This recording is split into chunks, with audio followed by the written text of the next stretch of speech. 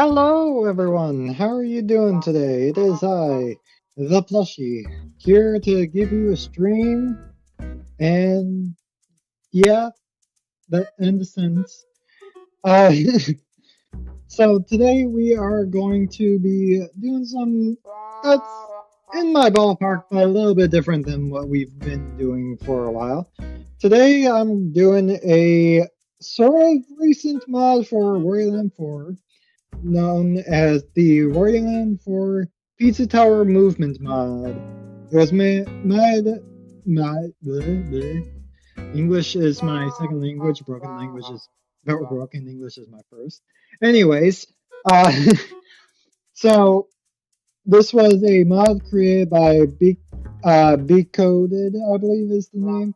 I always say Becco, Coded, Beco. Uh, they are a very big person when it comes to the Wario Land 4 scene because they are the top speedrunner of Wario Land 4 and are just straight up have done multiple mods for the game. One I have prayed. God, I cannot speak right now. One that I have played previously, known as the Parallel Worlds hack. That one is a full conversion, basically changing the game in a lot of different ways, including the layout and whatnot. So it's a fun little thing, and if you like Wario Land 4, I definitely recommend looking up that specifically. But as stated, God, you can tell my ability to talk is just gone. Today we are doing the Pizza Tower Movement mod, which, as stated, is newer. So let's hop right over here and unpause. So, for today's playthrough, as you see, I don't have a file right now because I didn't take the time. But I think we'll do it on hard. We're not going to treat it like a speedrun today. Instead, it's just going to be like a sort of casual playthrough. I'm not going to be doing soft resets to skip cutscenes if that's what you're thinking. And while I have tested to make sure the movement works, that's about the extent of it. I haven't gone further than the entry boss. And that's about it. So, mainly, we're gonna beat the game on hard with the extra movement. And I'm going to, experiment around with the movement a bit as we go along. Because, it's genuinely interesting.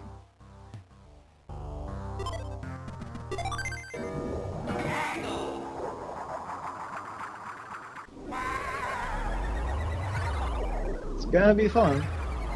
So, one of the main things is that, as you see here, you can turn around while R-dashing and continue your momentum. Some R ones include rolling, and if I can do it right, that. I just realized something. Hold on, I want to try something.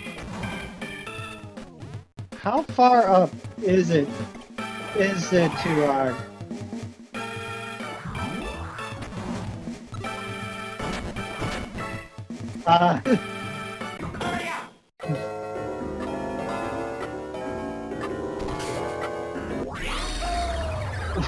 well, that's certainly a way to do it. Don't have any of the treasure pieces, but that is certainly a way to beat the level. But now to actually get through it. That's the main differences and what's added to the game is the roll and the in Pizza Tower Super Jump, which is just kind of the usually just done by the hammer. Apparently you can also ground pound out of the thing. So yeah.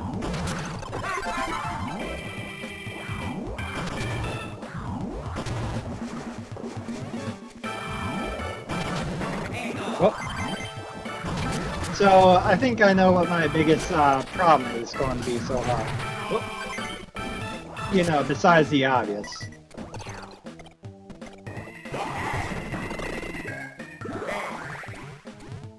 But it is interesting how some of these can just be straight up skipped because of well,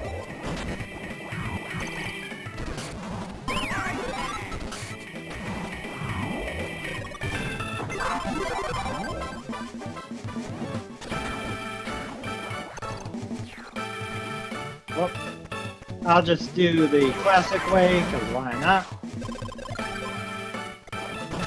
And as saw earlier, you can just roll straight through all this instead of using the rock to actually like throw and break the blocks. And that's going to be very interesting. Now, I have also watched a little bit of a video of this like mod. Apparently it's fixed, but one thing I'm gonna have to keep an eye out on is the fact that there is a potential soft lock if you're hit by one of the guys with the hammers that usually puts you into that state that makes you launch up. Apparently that can soft lock you. Again, it should be fixed according to what I've seen. But to be safe, we're gonna be careful around that. I almost soft reset just off of habit.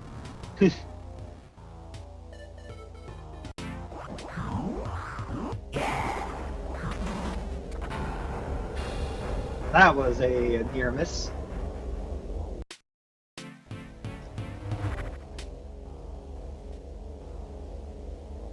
Alright, let's do this.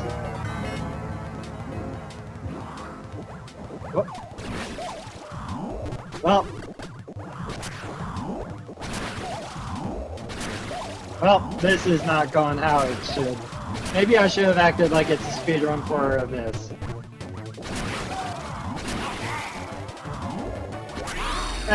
It's fine. During the other bosses, I might just treat them like regular. Actually, I think I want to test some stuff with Aerodent. I'm also going to play this in its regular order rather than speedrun order, which is probably going to be weird.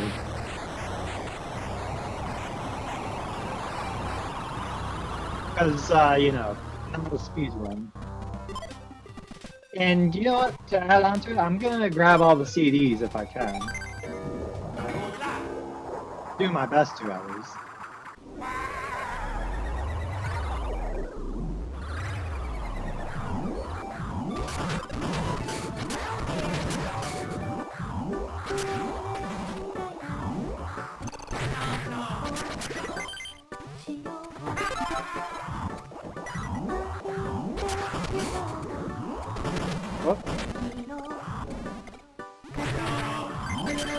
Wasn't much I could do in that situation.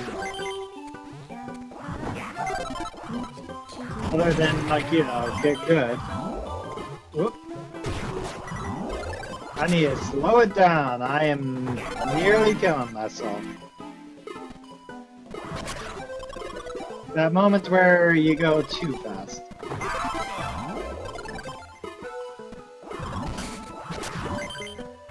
Just as a safety.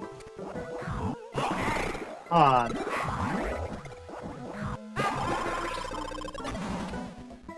Whoops.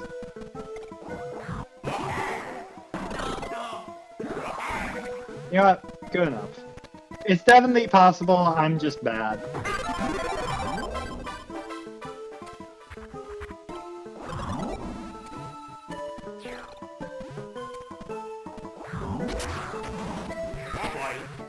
God.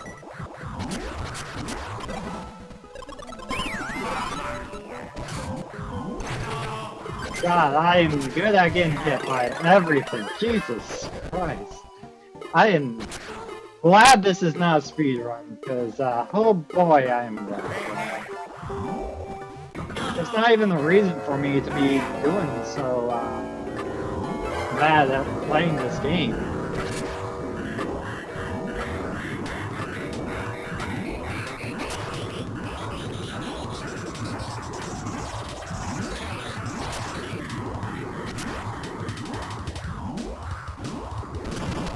At least the run back here is very simple.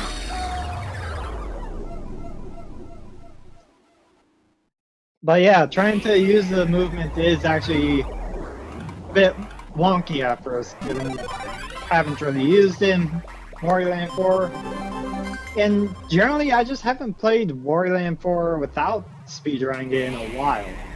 So, you know, kind of different. Not used to doing this in a while.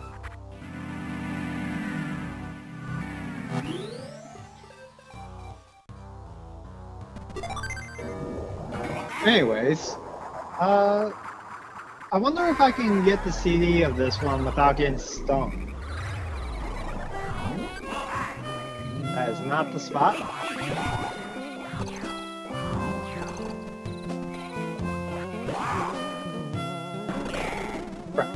Okay.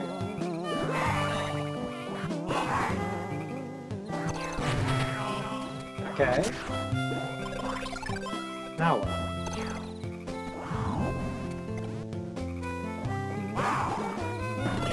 Crap. Oh. Oop. Oh, this is scary.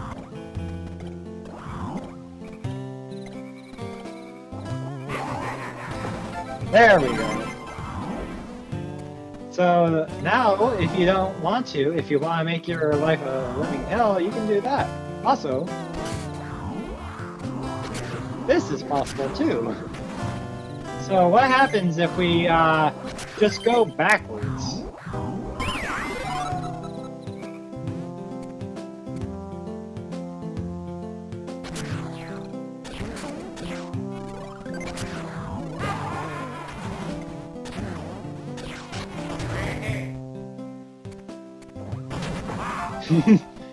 Oh, controller decided to be a little wonky.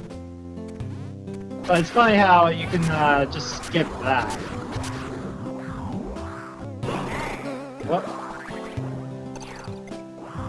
Let's try this a third time. Frank, I didn't hit B early enough. Actually,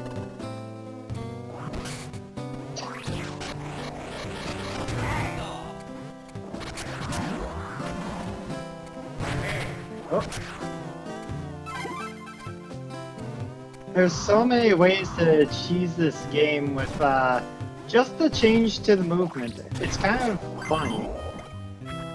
But of course, actually... No, that one's blocked off. Okay. I had a plan though.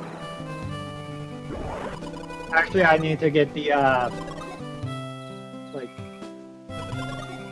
chest here anyway, so, wasn't exactly much cheesing I would be able to do on this difficulty. Maybe on normal, if you could, like, find a way to do the crouch roll in midair. I don't think that's possible. I know that this section's gonna be, a lot different. Whoop.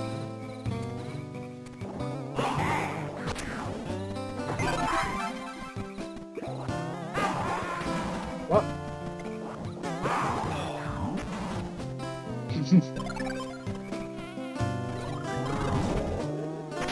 I tried.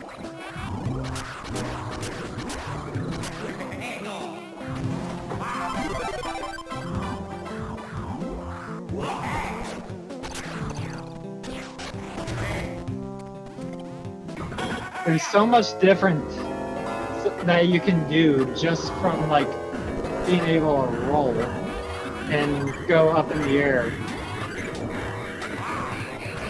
What?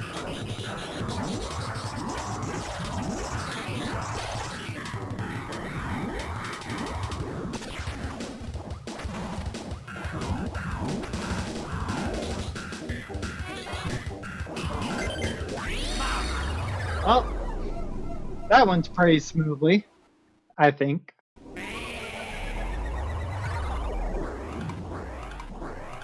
Potentially. I feel like the real test is going to be the friggin' down the road. That's where I'm most likely to screw up because I'm trying to race the thing while also attempting to use the Pizza Tower moveset along with it. I know that's where I'm gonna screw up. We'll see though.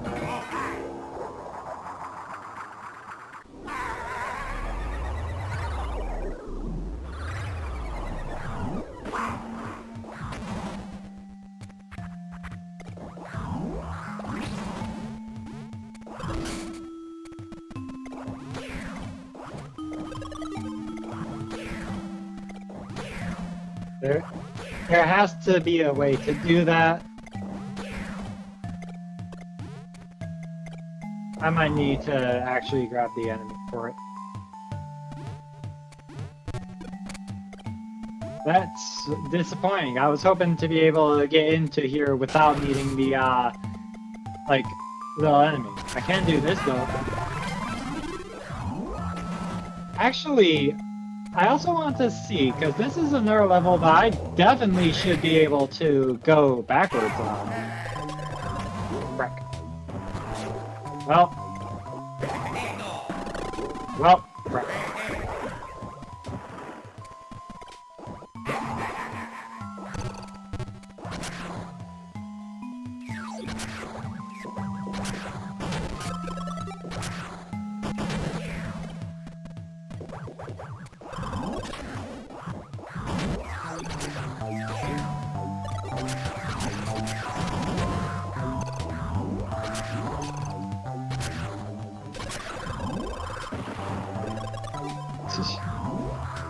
You could any percent this level and just skip past everything if you want. So that's neat.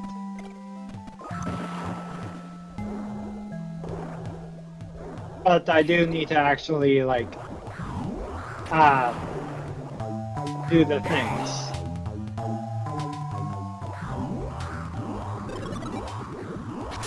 So let's head right back.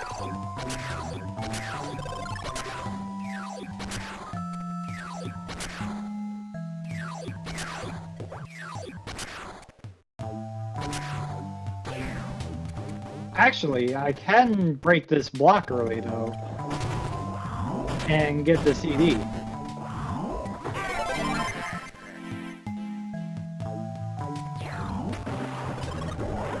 But then the rest of the level is going to be like normal, which is pain.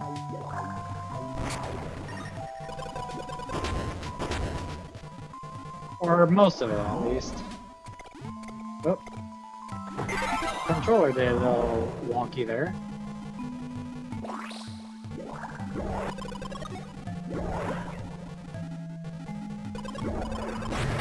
Well.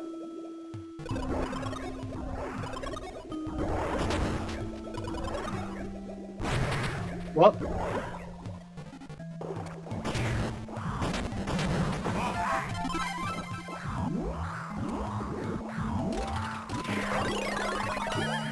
Oh. Oh.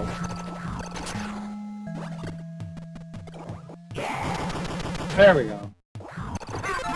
Okay, so if they get you bouncing, you gotta, like, just... Okay. I have to do this area basically the same. Oh, frick. Good thing this is not a speedrun. Frick. God.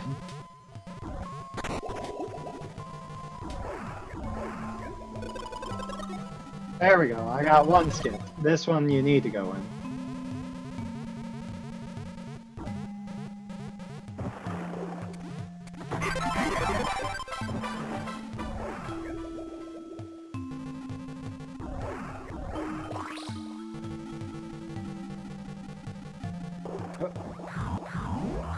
Now for the rest of the level. Actually, how high is this wall?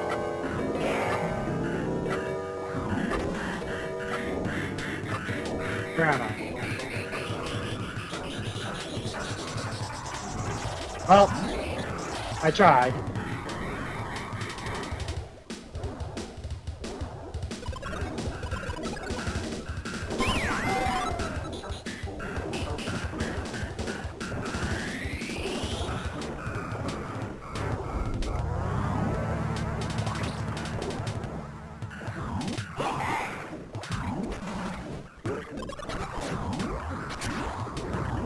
Now we go back here another time.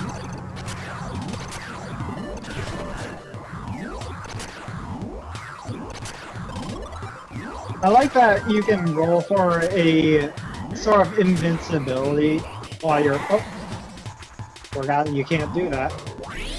But like, being able to just roll around and it's basically able to make you invincible is fun.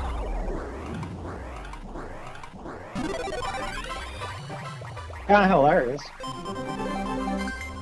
Also, this is going to be a pain of a level coming up, Monsoon Jungle. Or actually, will this be harder? This is definitely going to be more interesting either way.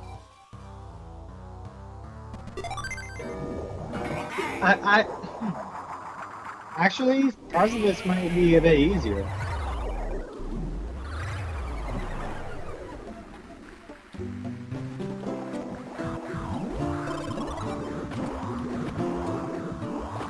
I am gonna treat this, okay.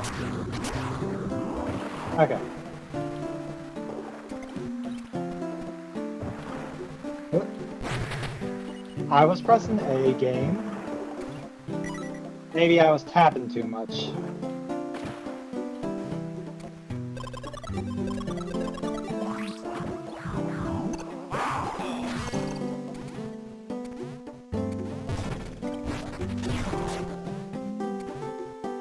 Come on.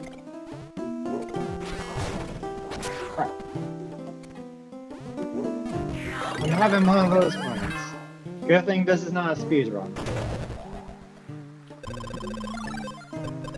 I wish there was a way to just... I wish you could just break that block from, like, far above rather than having to go all the way to the, ruler.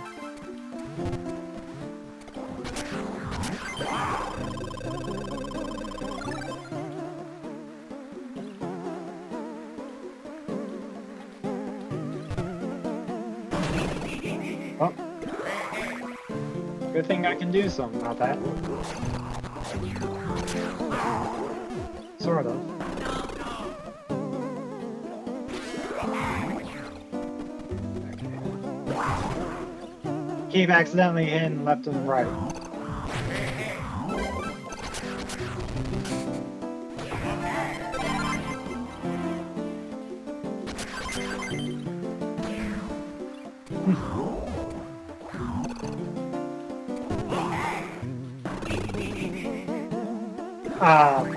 Excuse me? What did I hit?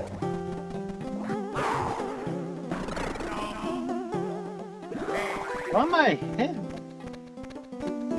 There's no ceiling here, is there? Is this a ceiling? I guess it is. Huh. Well, I guess good to know that if I take this route, I am forced to use the ladder.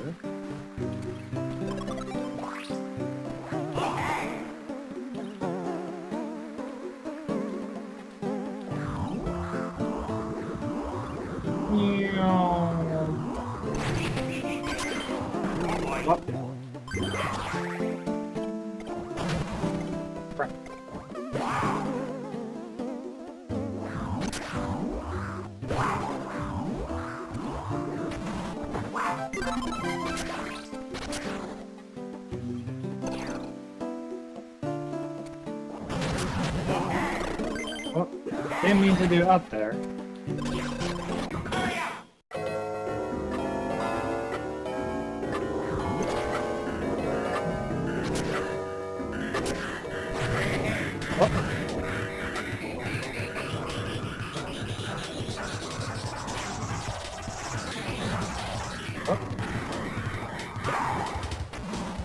Frick. Crap.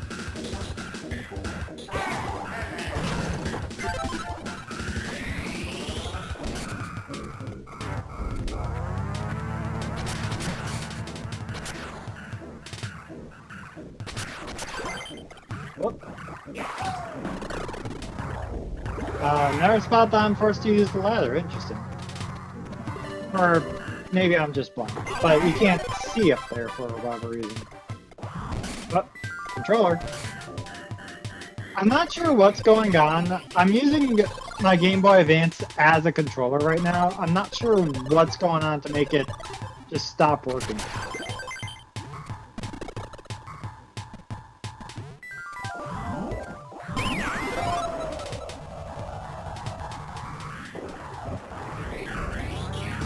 But yeah, that's going on. And I'm wondering if it's just like wireless interference or something. That's my guess. You know, Bluetooth headphones while also using a Game Boy Advance with a cartridge that allows it to be used wirelessly with an adapter.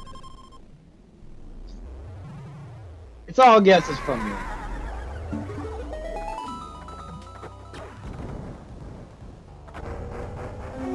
This fight I am not going to do much different other than maybe the first hit.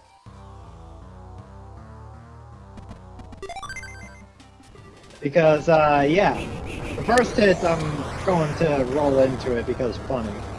But the rest I'm gonna treat like speedrun.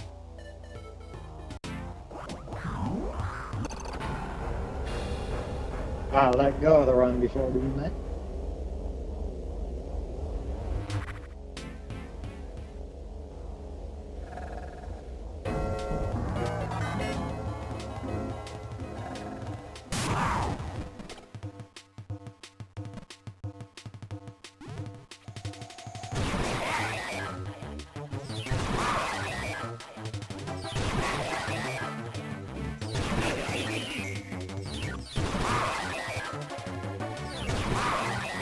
Whoop.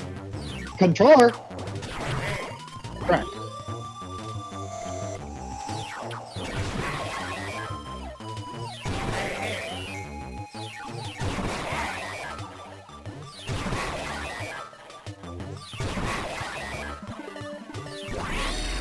And dead. And with all chests to boot.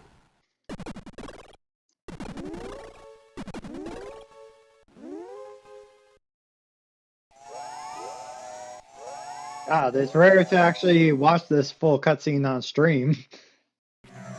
Usually I skip it.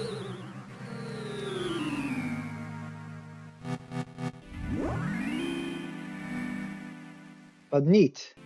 It is finished.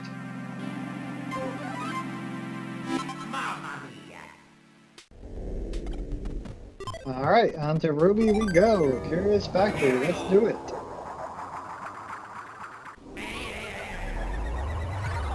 This one's gonna be interesting with the moveset.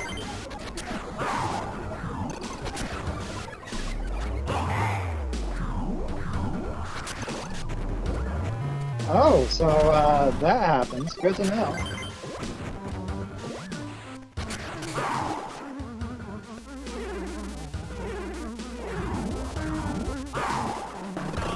Ah, frick.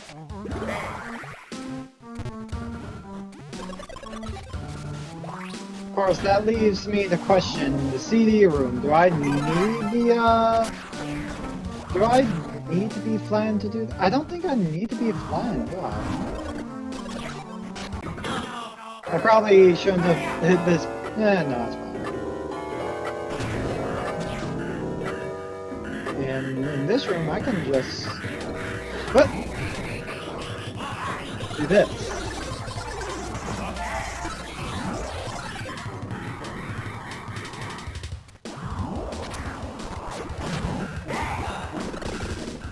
Oh, that didn't work.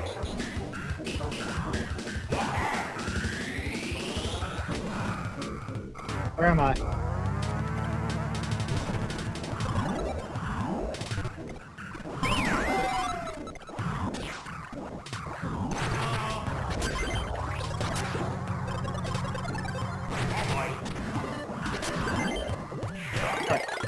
Okay, well, if we're flat anyways, I guess we're going to get into the CD room the regular way.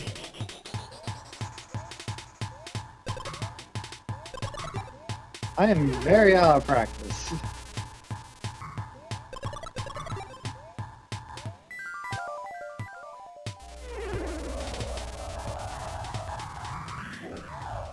Right. I guess we're not.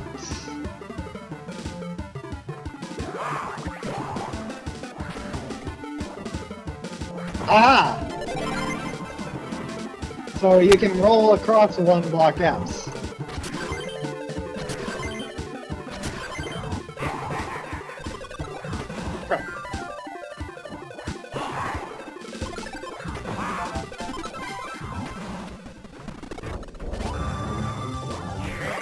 Oh, you know what? That makes sense. I thought I could outspeed it.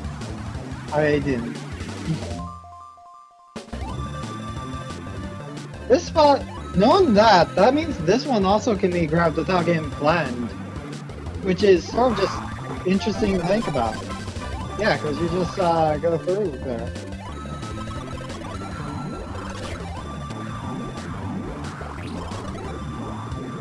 So that's interesting to know.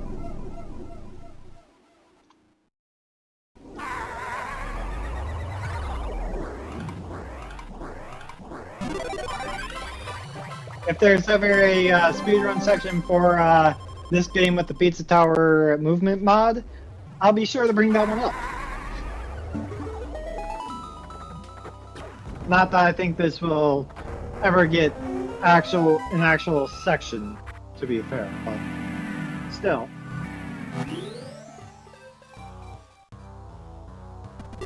Anyways, this one's going to be interesting.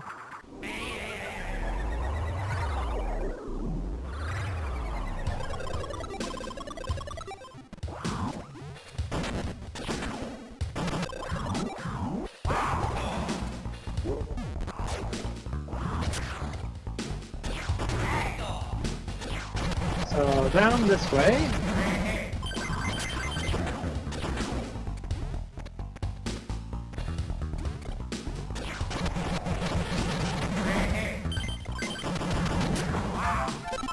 Trying to remember where the treasure chest is on this. Okay, there's a ceiling there. And I missed the B button twice. I just don't want to get hit by this first time. There we go. Frick! Well, it's gonna be one of those days.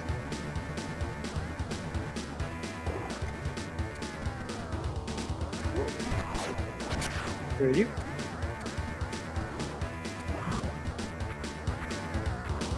Oh.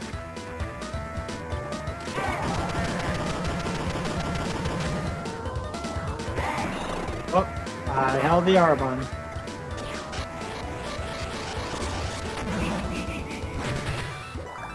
That was dumb.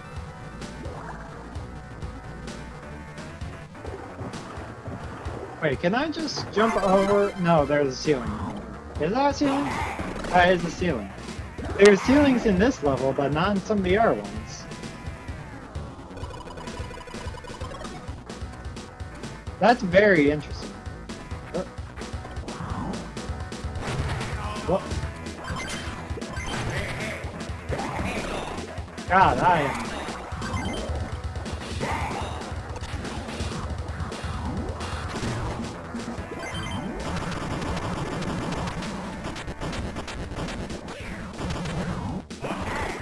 I keep forgetting to let go of the R-dash. First try.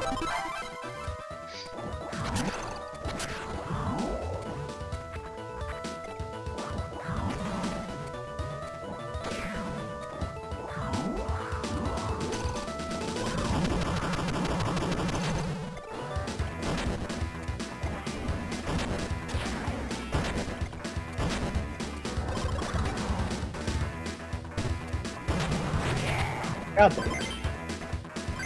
If my timing couldn't be any worse. Wait.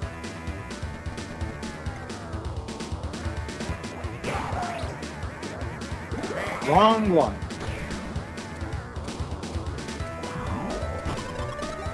I was almost right.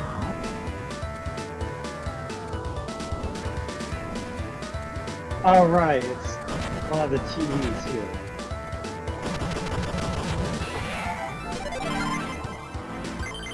Can't believe I forgot.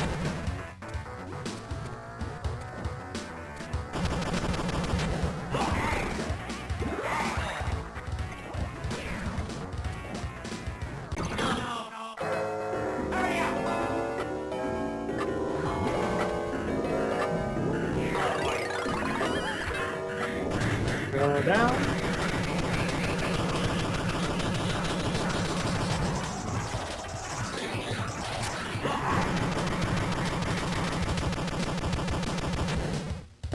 Right.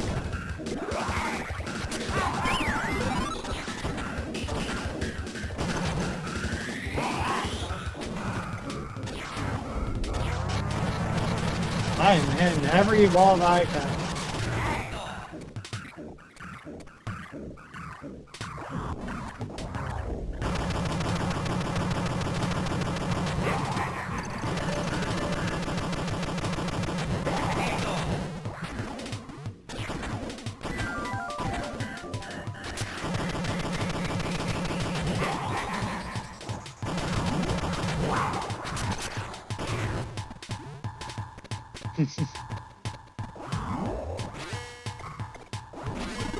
Well, I wasn't trying to get hit by that. At the same time, though, I don't know how I'd actually be able to do this without...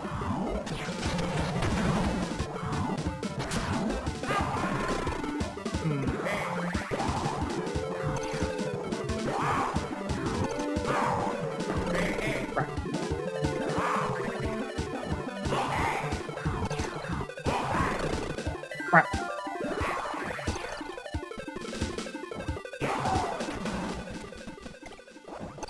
I want to do this.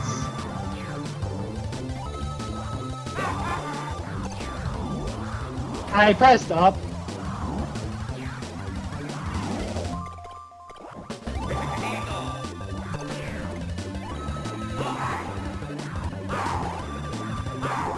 There we go. That looked smooth, but I did not know if I was going to make it. That last one went smooth on it.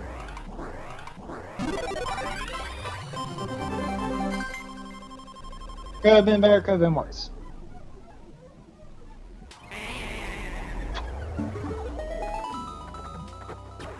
Oh boy. I am pressing down on this D-pad way too hard. I am already making my thumb a bit warm and hurt. Oh well. Oh, 4A below fridge is going to be interesting.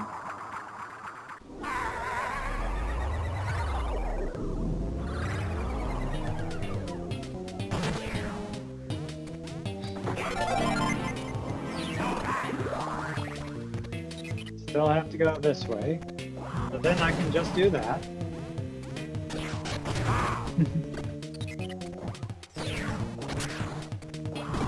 Right. Even with the movements mod, I get hit by him. I'm pretty sure these snow blocks I'm gonna have to use anyway, so controller, I am not sure what's going on, but it's getting me a lot more than it should. Okay.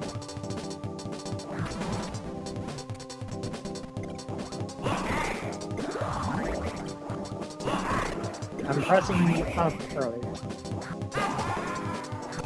This is the wrong one. This is... Yep.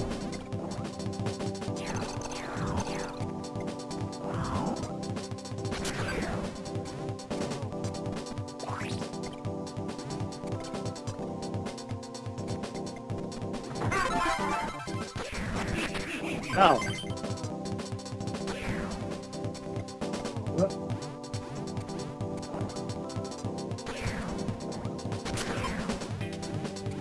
It is fun to just roll into them, though.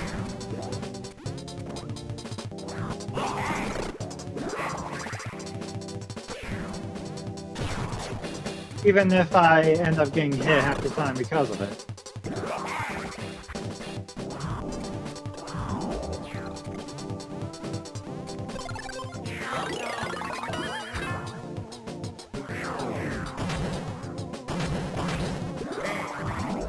Wonder what kind of nonsense I can pull here. That is not the nonsense I was expecting.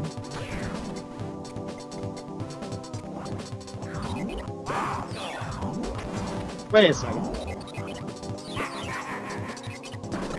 Crap.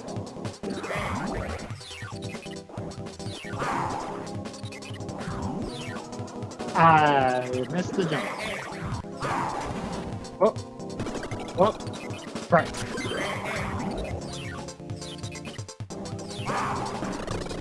God.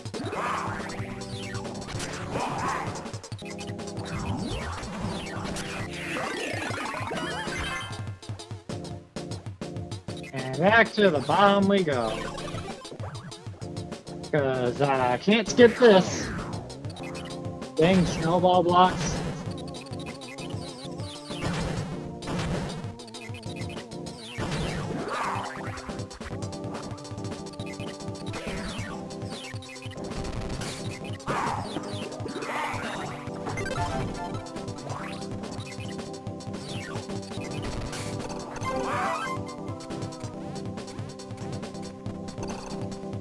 Seriously feels like I'm having just moments where it just stops. Controller just stops working right when I need it to not stop working. Not sure what it is, not sure why. Right.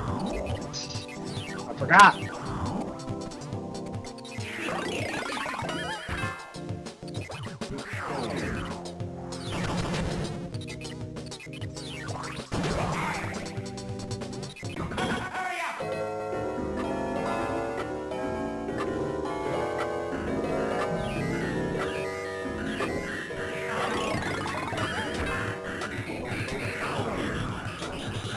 Actually, I probably could have just gone up that way, but...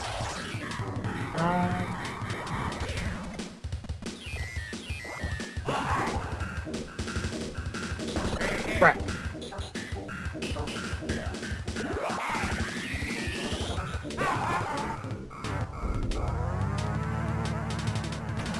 Right. I can do this. I just need to pay attention.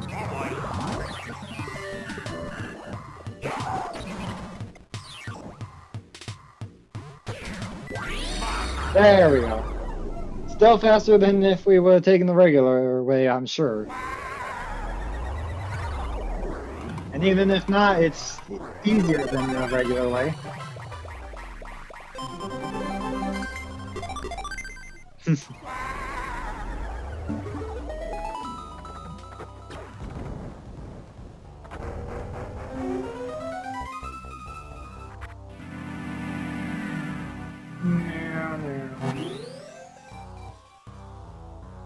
Alright, and now on to Pinball Zone. This one's going to be interesting.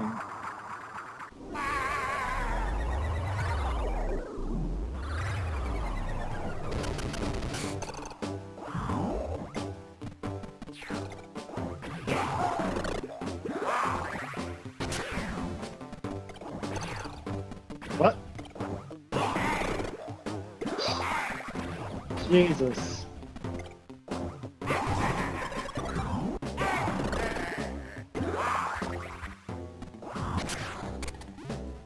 I gotta do these all the normal way.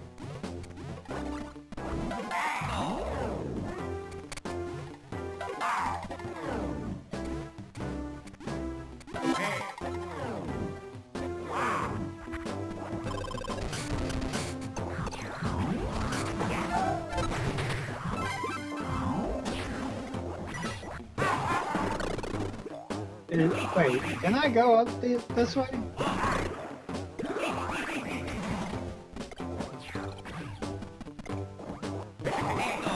No, I can't. Oh, crouching on these don't work anymore. Makes sense. I meant to do the roll, but game said no. I really think something's up with my controller right now. Yeah, because I did BA, only the thumbs up. What is going on? Why am I having these weird delays and inputs just being eaten? I really hope it's not some with the actual, like, GBA. I doubt it is. But also, I don't want to believe that it's the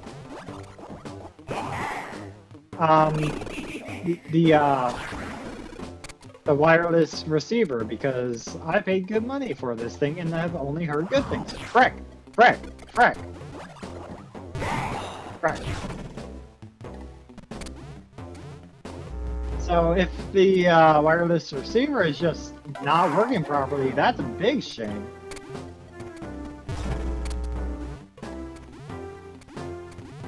And if it is the GBA, that really sucks because I've had this GBA since forever.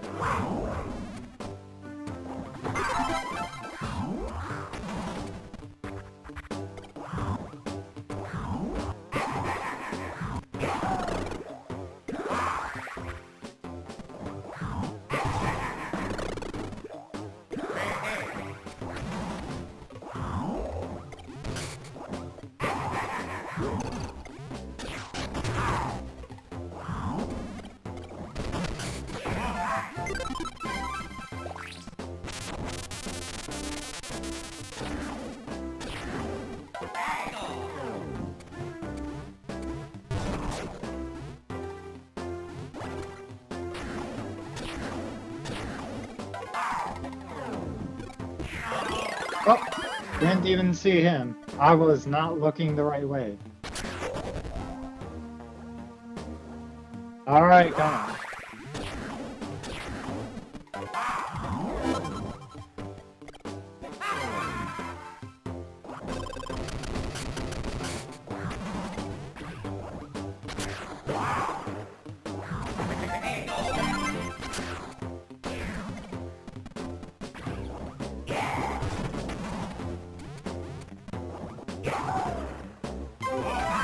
Right, I meant to...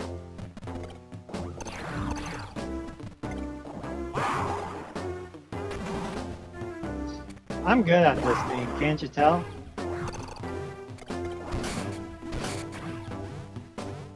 What if I enter the wrong way with, room?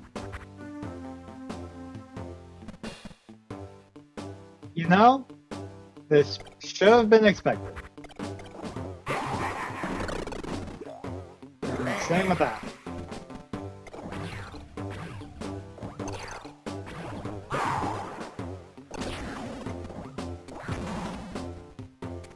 But that means I can just avoid this puzzle.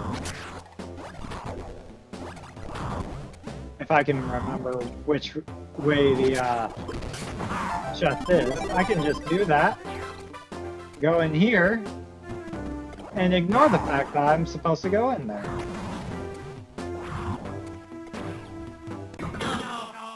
Perfect.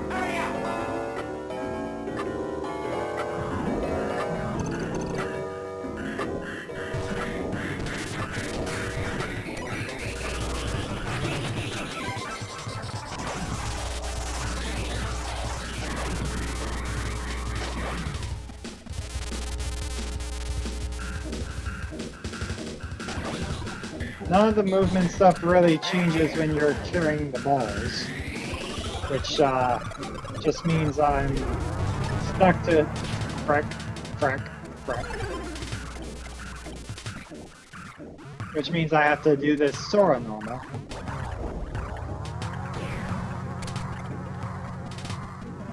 Sort of.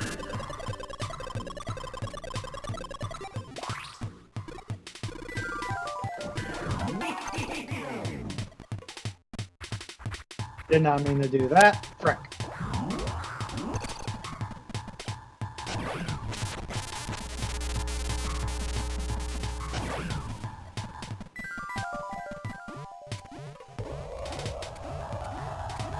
Didn't mean to do that, and now here I am doing it again.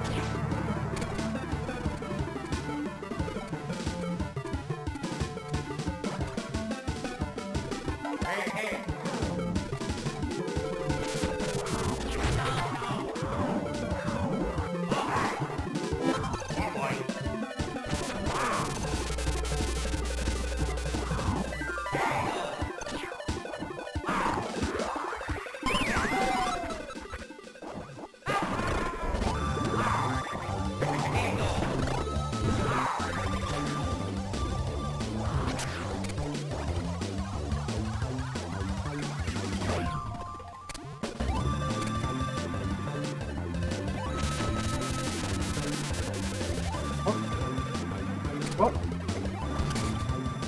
Oh. God, I am not being a gamer right now. Jeez, that balled me all the way over there.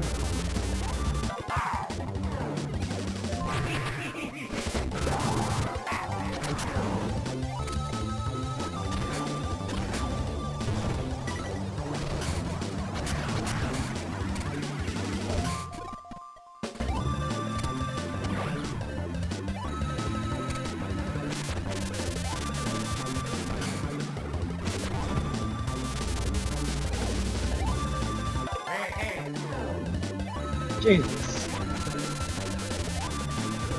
Why am I just not able to do this right now? Jeez.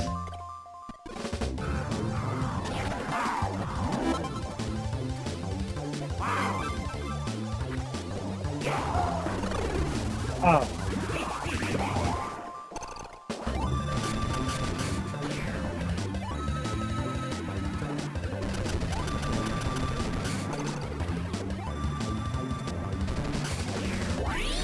Alright. Well, level done. Could have gone smoother.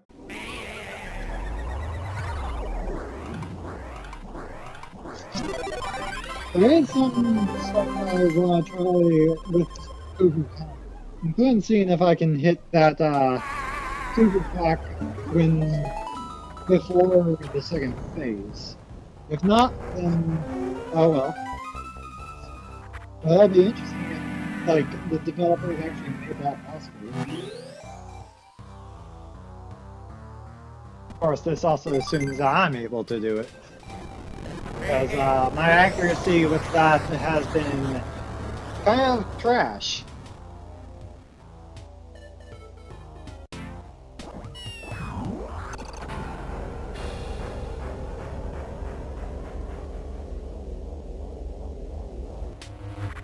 Can I be accurate enough? Is there enough room?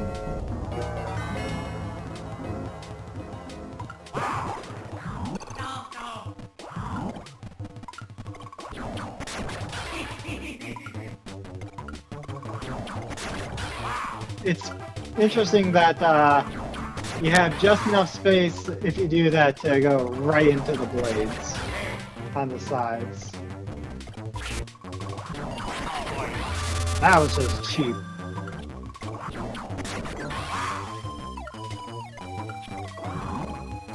What?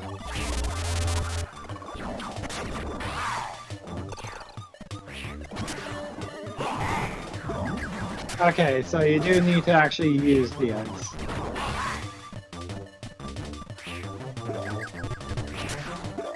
Controller!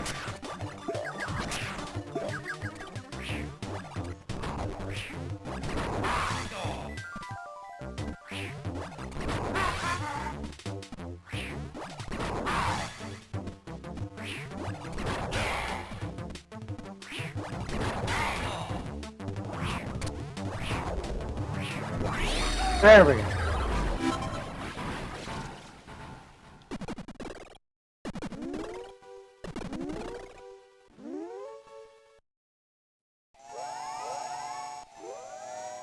All right. So now we have 2 done and 2 worlds to go.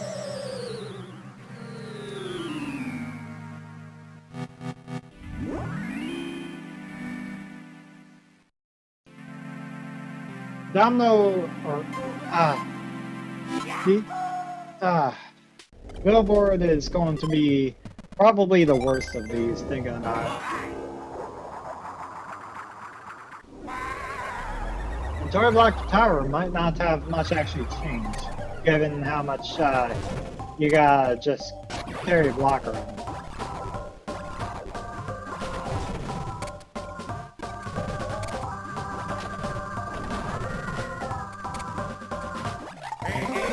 Because that's just a big part of the level.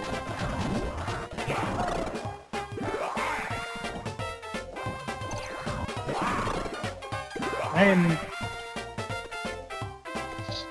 controller, I'm holding you as close to the receiver as I can.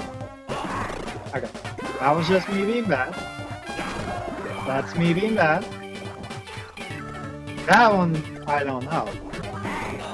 That one was me being bad. There we go.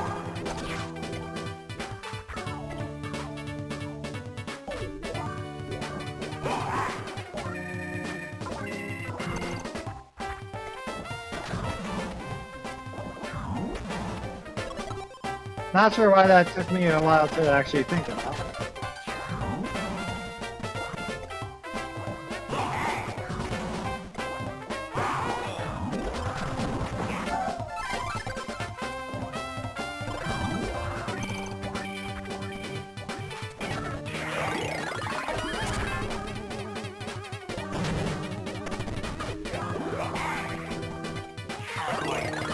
Hey, being able to roll made me fast enough to get this.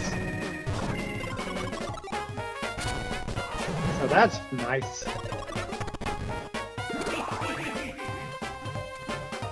Can't exactly go fast while carrying this though. That was just me being bad. What? I thought I hit the B button there.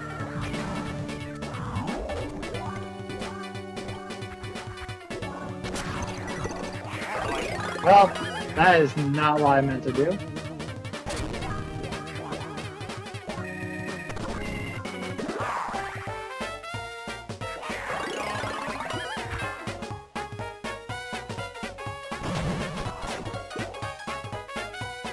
And I need to make sure not to roll into these,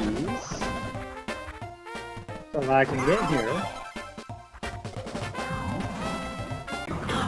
Good to know rolling doesn't work there.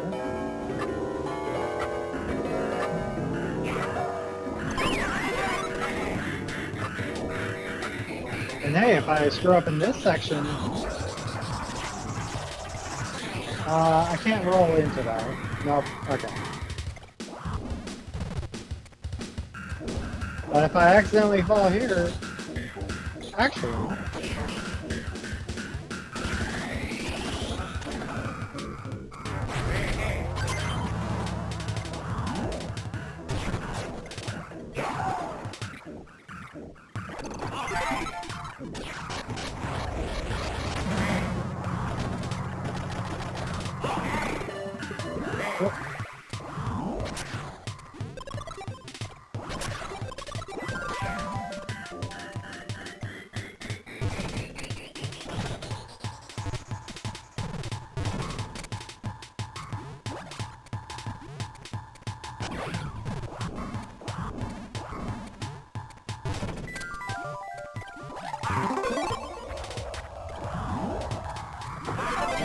Every CD, baby!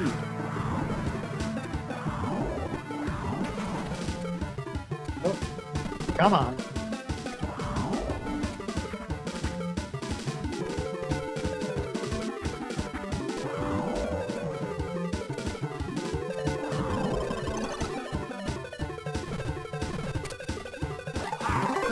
My movement is very imprecise and I am awful at it. Not sure how to fix that.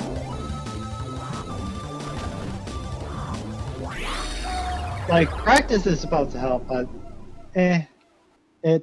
I'm just not precise on D-pad control.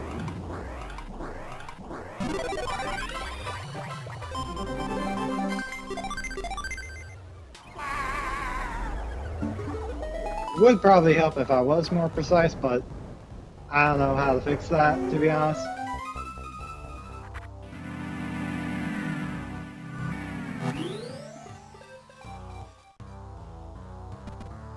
Anyways, big board. This one's going to be awful. Probably.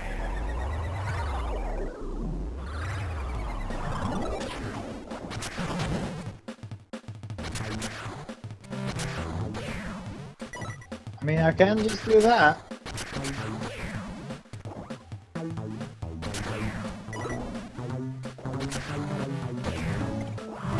Although...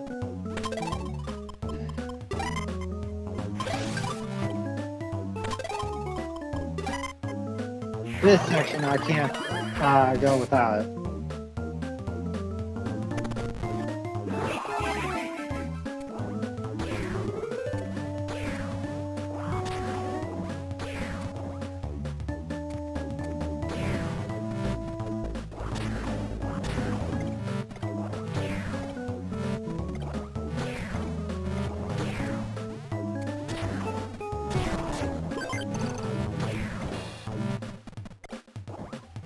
There just has to be a way to do that. Maybe it's just frame perfect. Or something like that.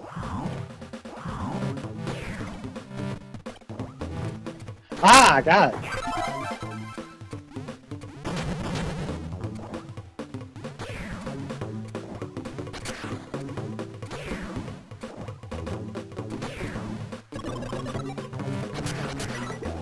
You need to do this one though.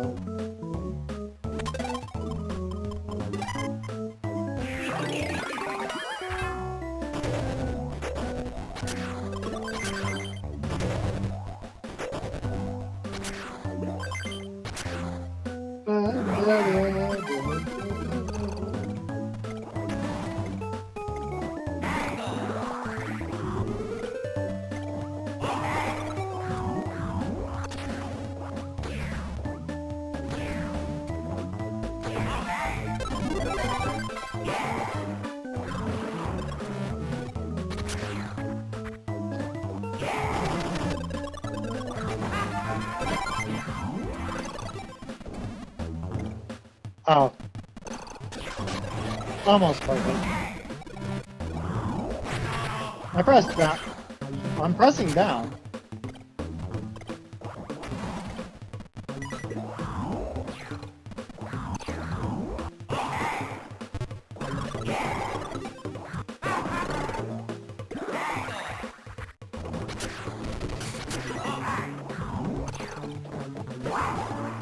What happens if I go in here early?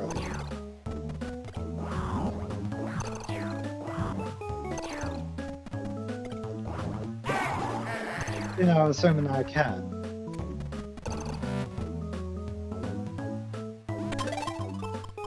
Frack.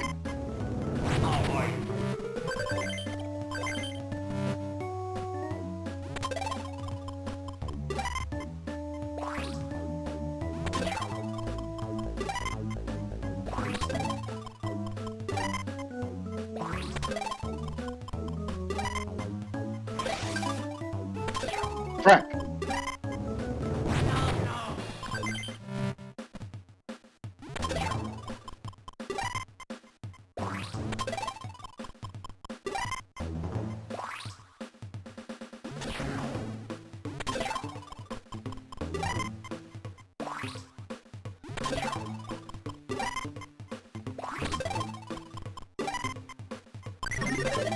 Frack. Dumb.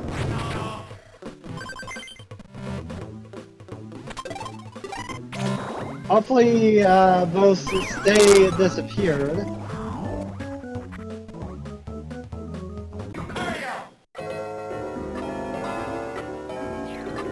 Because, it would be a bit painful if they reappeared and I get soft locked.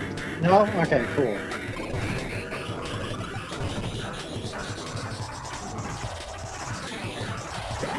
Right. Gotta remember, let go of the R button.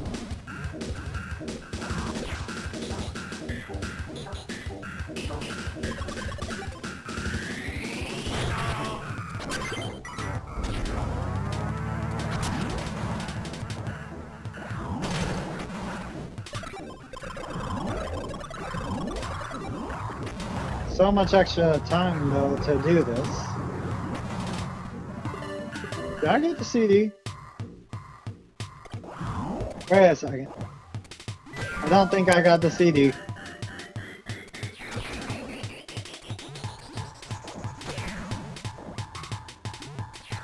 Trying to remember where the CD is. It's not in here.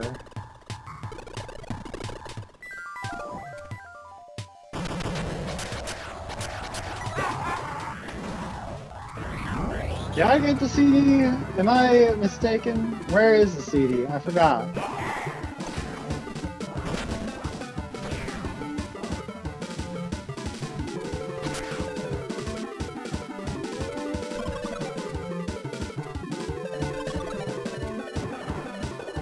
Wasn't in here. Oh, I got the CD. No, I'm just dumb. I have memory problems.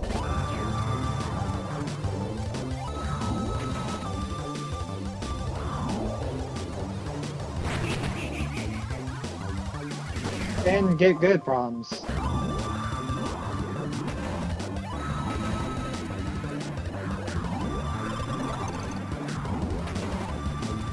And get good problems.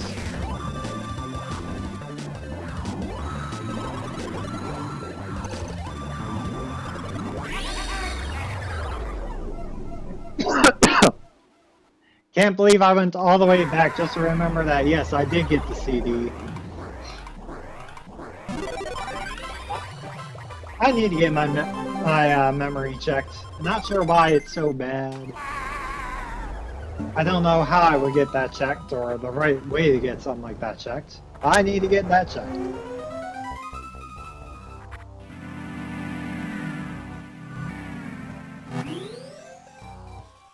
Anyways, Dual Woods. This one will be interesting with this movement options.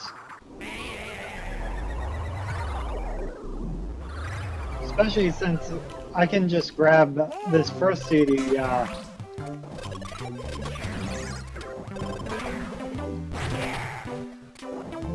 I can grab the first CD immediately if I want to.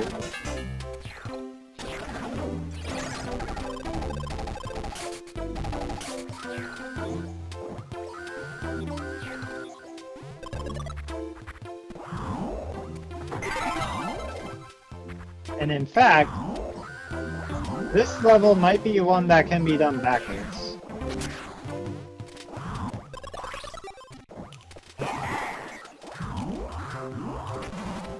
May as well test that though.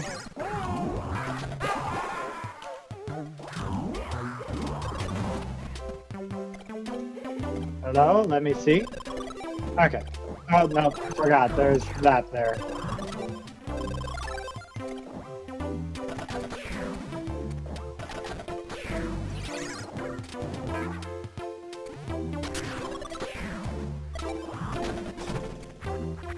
Now I just remember where the CD is in this one.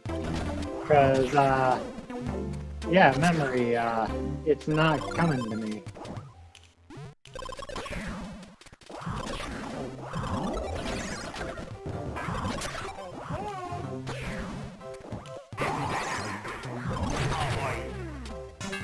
Ow. Ow.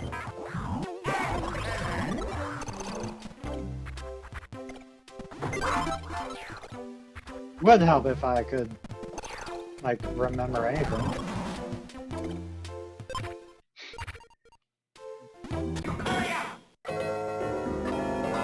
Look at how close.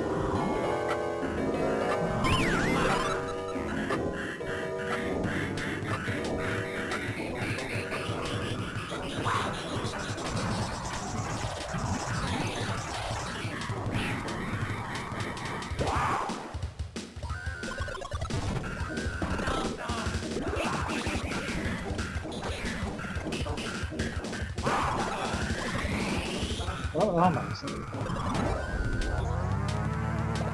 Oh, up.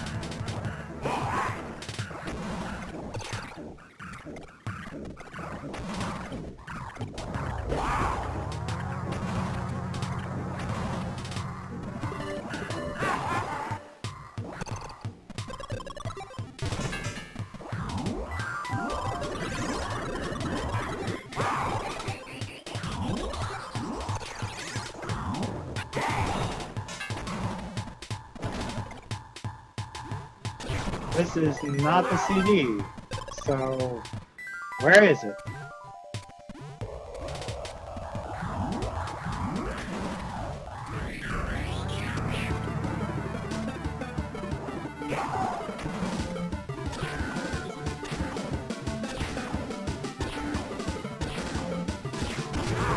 There we go.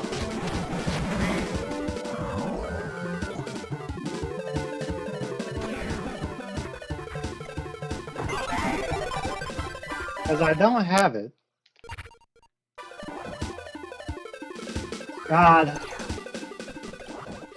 One of those moments where I just wished I could remember, like, anything.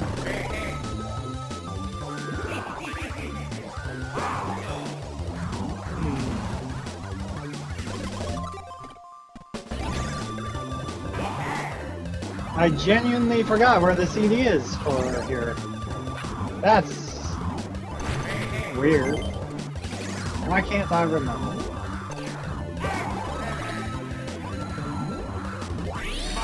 I hit that spot on. Neat. But now I have to go back through the level and slow down just so I can search for the CD, because I can't remember where the CD is.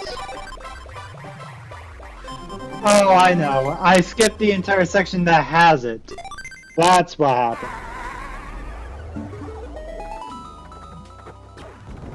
So I need to slow down just a tad to get the CD.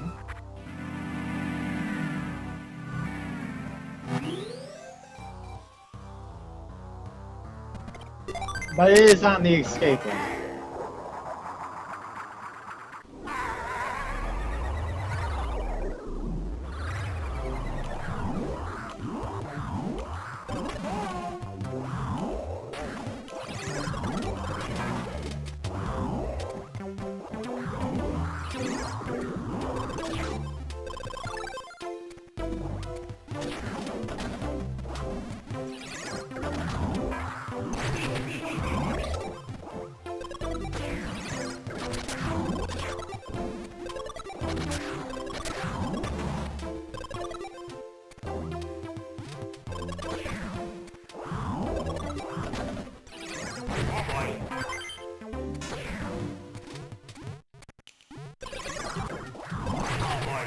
Whoop.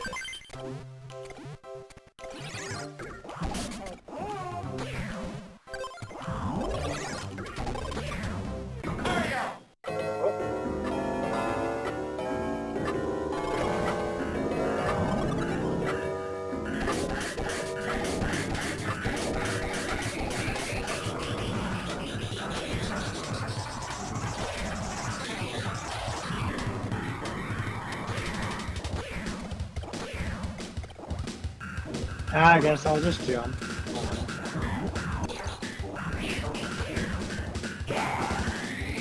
Oh! Wait, it's not here. That's on these. Frick. Where is it? Oh, it's there.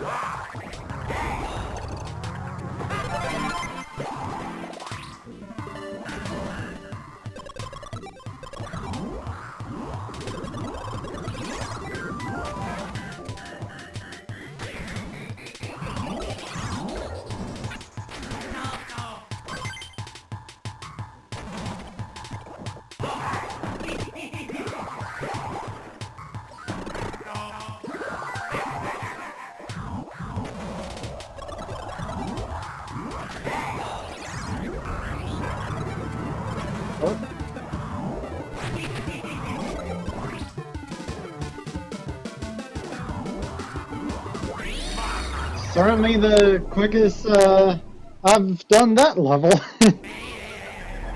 ever.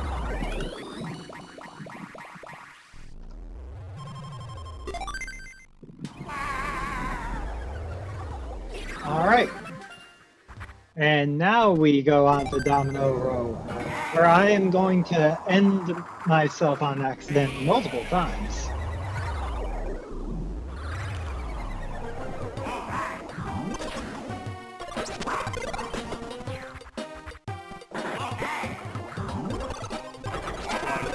Like that.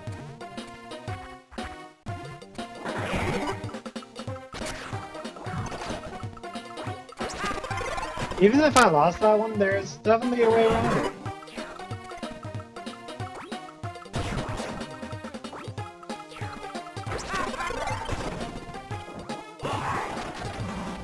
Oh.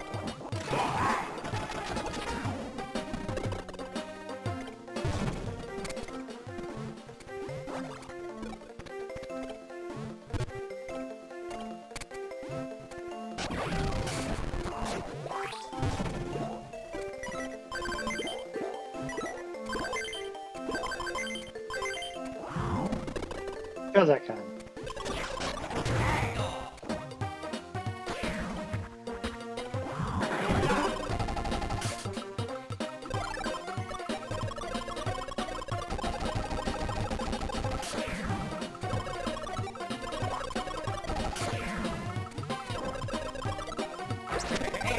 Can't tell if that was faster or not. Good to know when you're going up like that, you actually can't get hit.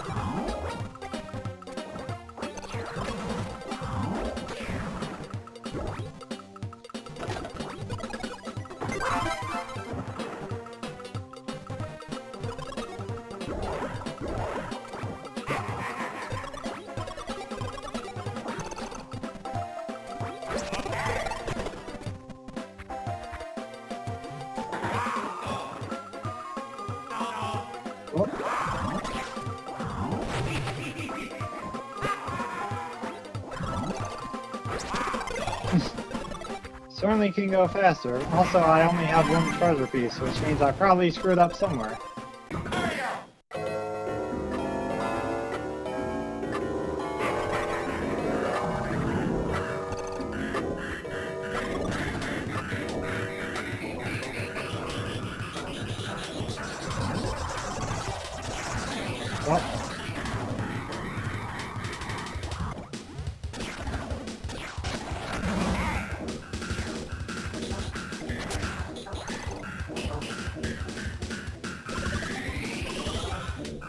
Well, wait a second. I never noticed that.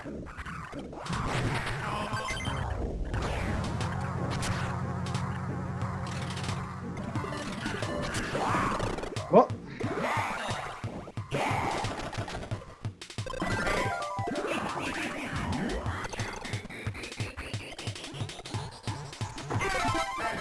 Okay, now I'm on the right track.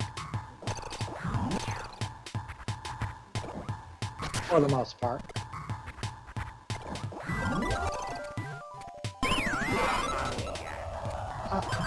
Controller, I was following left.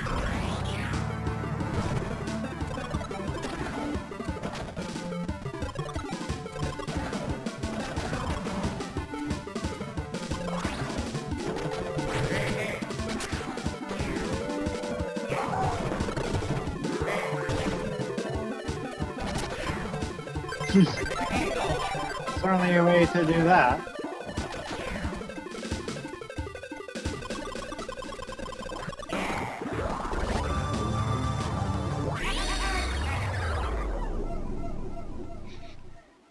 You know what? Domino Row was actually a lot easier. I expected it to be harder.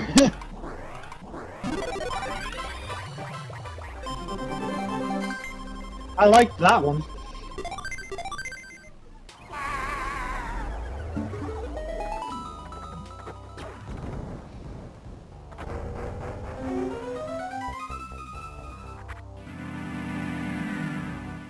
Now we're on to Aerodin.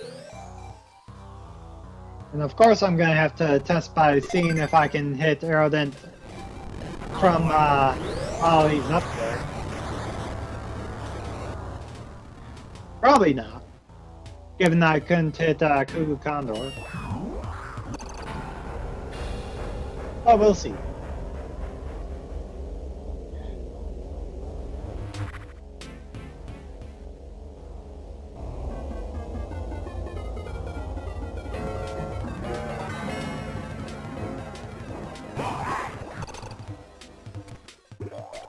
You can't even see them, actually, so it's kind of difficult.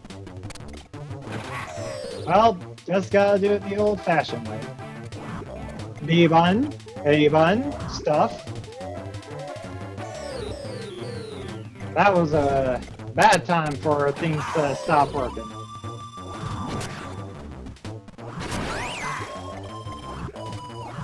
Frack!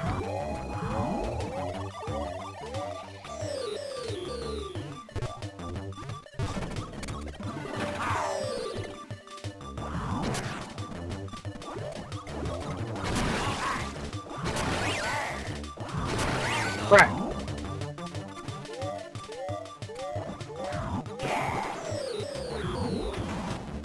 I think the fact that I did that straight through where he would be confirms it.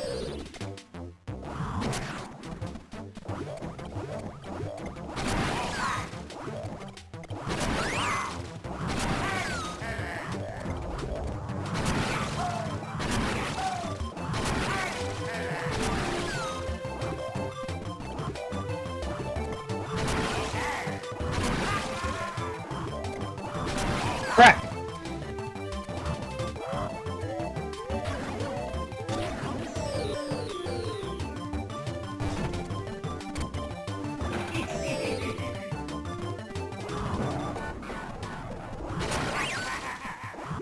There we go.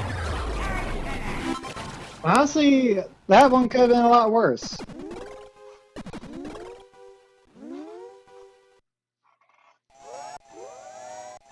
Oh.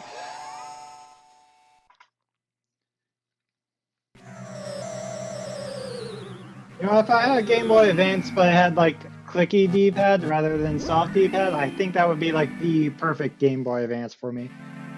Because like, that's the one thing that I don't like on this. I like squishier buttons, but I don't like squishier D-pads. And the D-pad for the GBA, or at least mine, is not clicky. That's also something that I'll say about the Xbox 360's D-pad is that it friggin' sucks.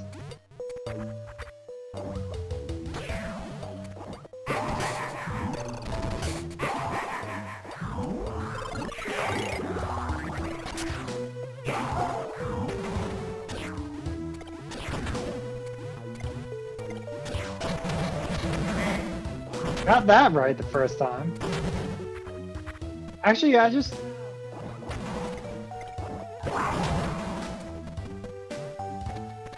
realized that I probably could have just gone the left route from the beginning there.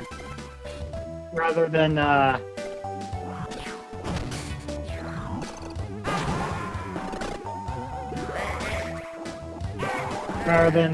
doing, like, the right.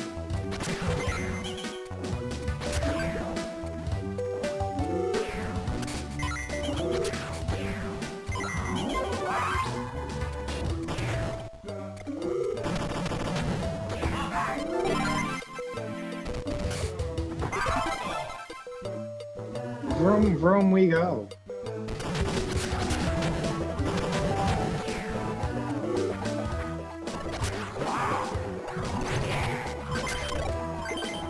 Actually, I didn't need to even do that. Actually, that does just make it easier later on. Because then I don't have to think as much when, things. Man, if only my brain could work, that'd be great.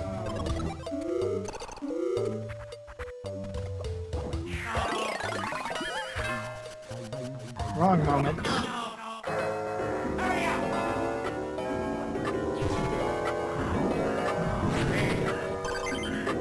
Come on. Okay, not fine.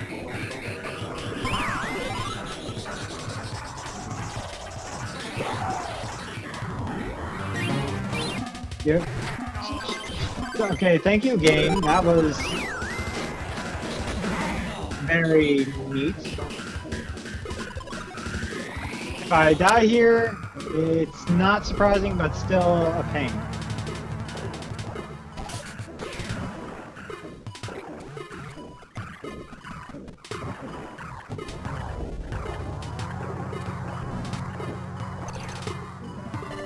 Excuse me?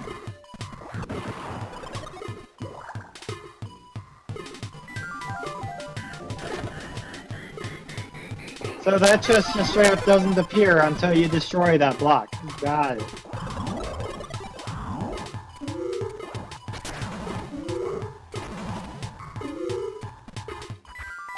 That's going to be a pain, just the fact that I'm dealing with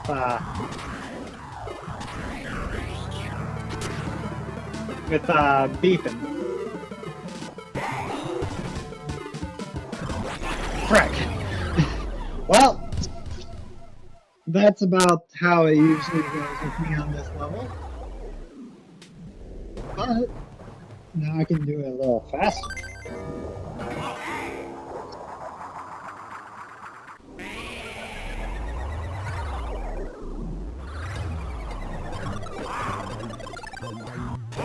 Okay. Forgot to let go of the arrow.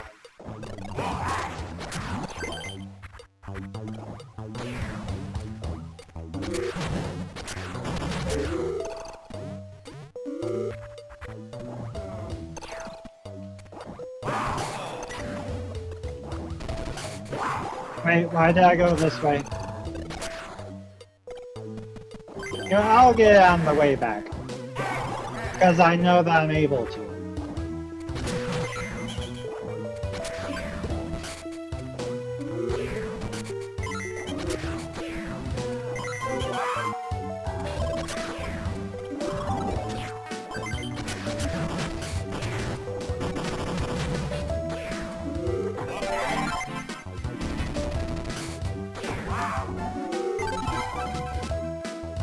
Zoom, zoom. Right now. There.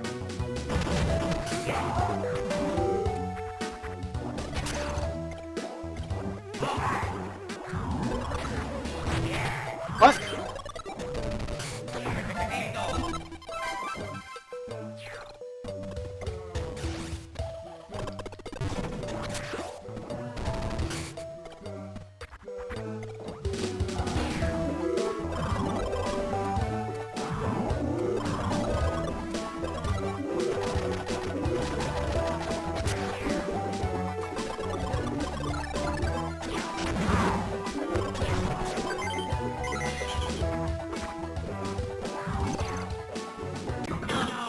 Alright, let's see if I can do this time.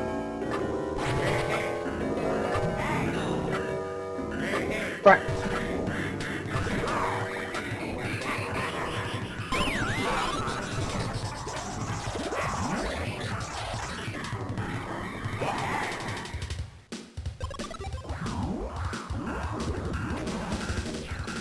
Where am I?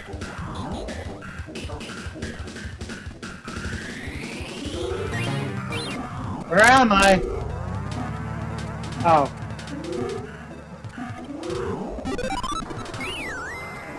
Well, now we go down here.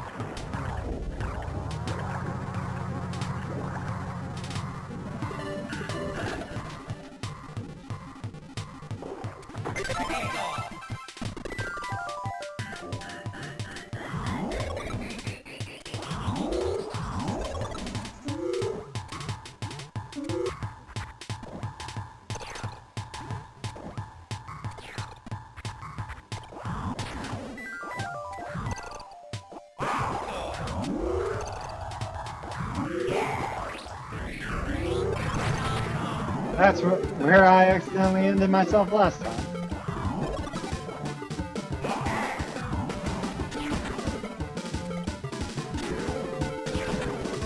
Well, seems like it's during the escape sequences that I don't know how to do that correctly.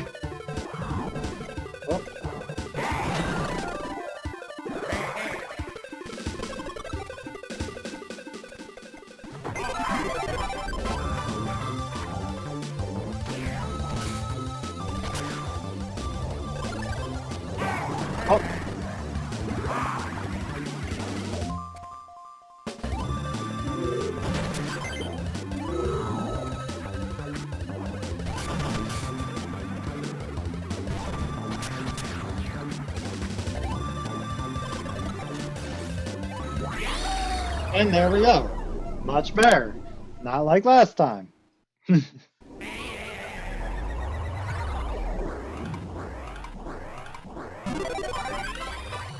CD got, treasure pieces got.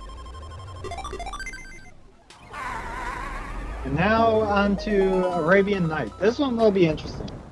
Because most of the carpets won't need to be used. Except for one. And I know which one.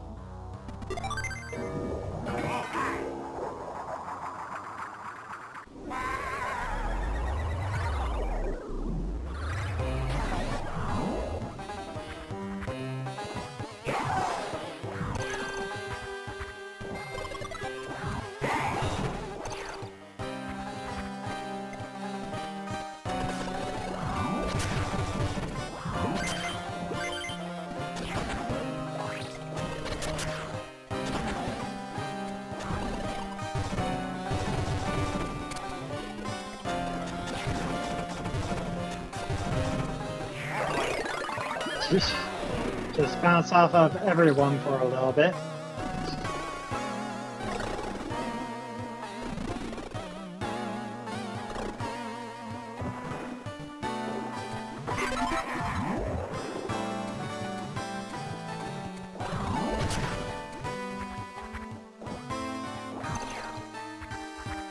And the one that needs to be used is this one because of the door right here. No other way to enter it.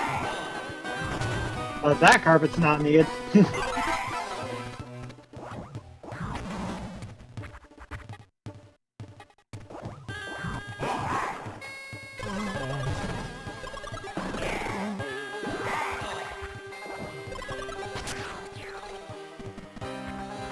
fact, this room... What?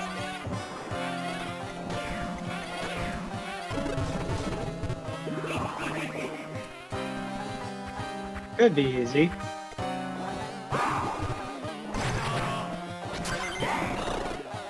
Oh, rolling defeats those.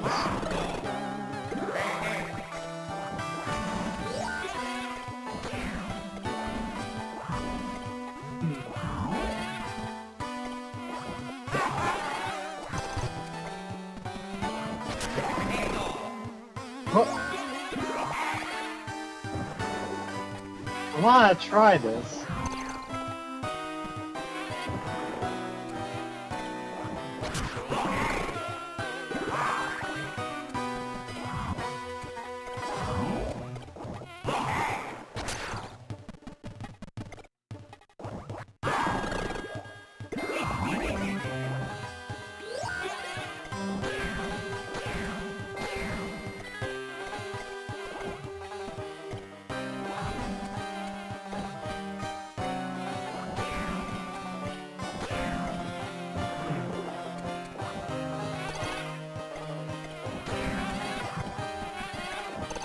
I know that it's possible. I just don't know the right... Well, actually, that works.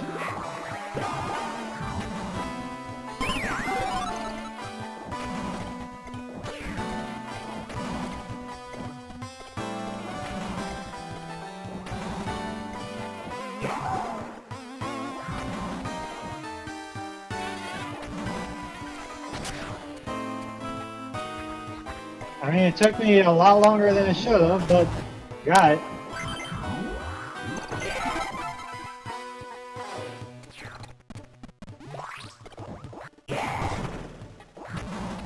Oh. Oh. Apparently you can get hurt from,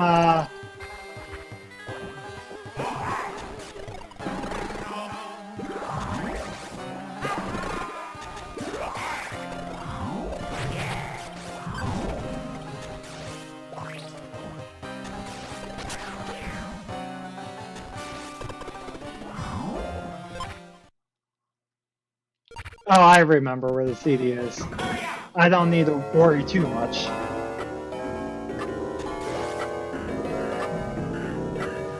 I'm gonna use the carpet here just for ease. because I can.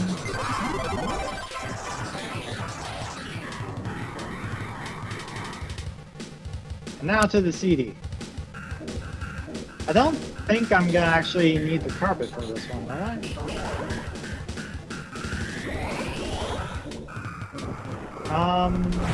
Oh.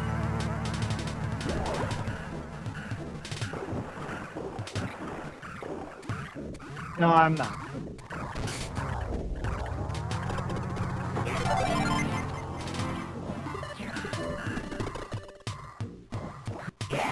Well, good thing all the blue blocks are there. Alright, that's 2 out of 4 there done. And now we are on to the one level that doing backwards is useless. But I'm still gonna try it anyways, because I know that you can reach that very easily. And because it's just neat. And it might be easier to get the CD if I do the level a little bit backwards before doing forwards.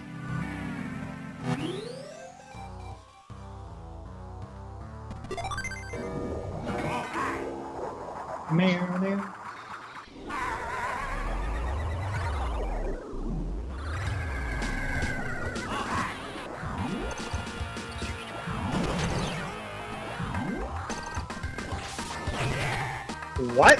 Oh. I guess that's how that works.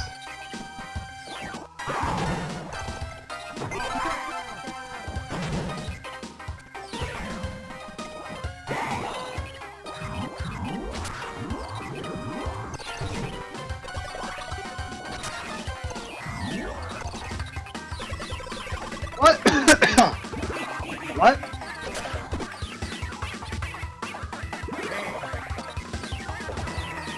Okay,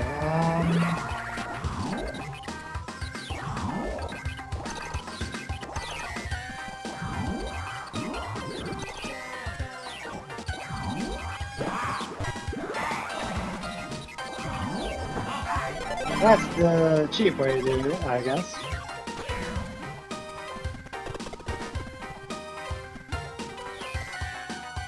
Not really any way for me to go in there. So I guess, now we'll go back and do the rest of the level how it's meant to be done.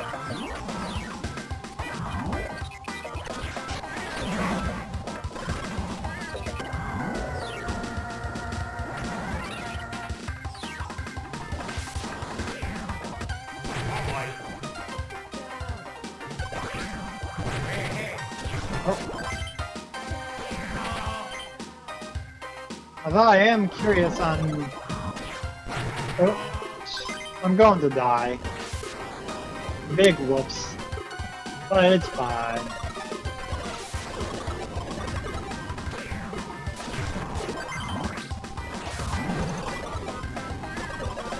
I did my experimentation. That's all I needed.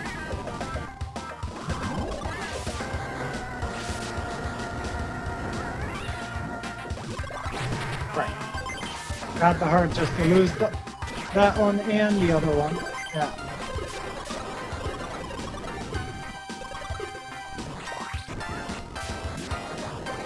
I am living on a prayer now.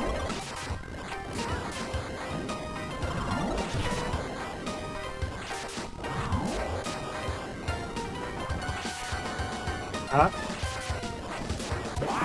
Correct.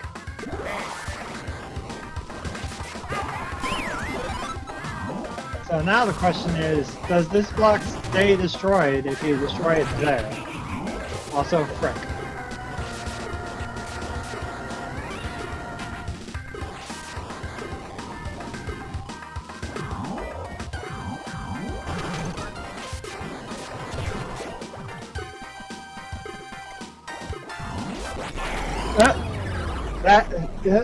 Well, I guess that makes sense. Well, we'll go again. And this time, let's not get hit by every bit of lava.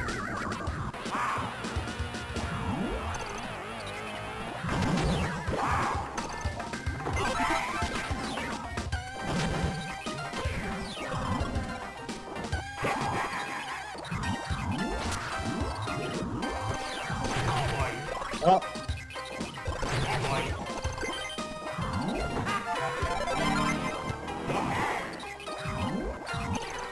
Should probably also clarify that we shouldn't get hit by every icicle either.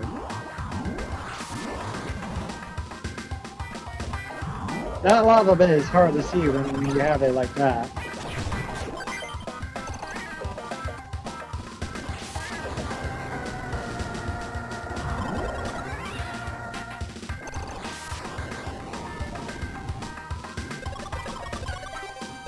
There's probably a fast way around that, but I don't want to risk it right this moment.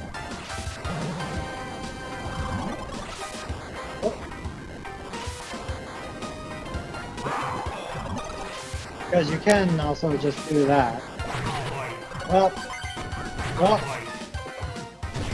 we'll just pretend that didn't happen. Ooh. Hey, how are you doing, Asher? Did your stream go well? Hey, how are you doing? Did your stream go well? What were you playing? Ah, okay. Let me give you a shout out real quick. Rain World, okay. I don't know much about Rain World, but yeah. Astral the Protogen. Hopefully shout out works. Let's see what this clip is. It's not your bed. I know it's orange and that's your favorite color, but that's yeah, that's rough. Any bone breaking is definitely never nice, and especially two places for your collarbone. Ugh. That sucks. Hopefully it heals up nice and smoothly. Don't know what else to say on it. Very, no problem. Also, very interesting clip. I don't know what mods are all on. Can you hear the camera clicking? Hopefully surgery goes well. You have my best wishes and all that. Now I will continue. If you're wondering, I am not playing... No problem. We're not playing regular Wario Land 4. We're playing Wario Land 4 Pizza Tower Movement mod, which just basically means that I have a lot of the movement options seen in Pizza Tower, but in Wario Land 4. So, for example, I can roll, I can do that, I can friggin' die in the lava here. Yep.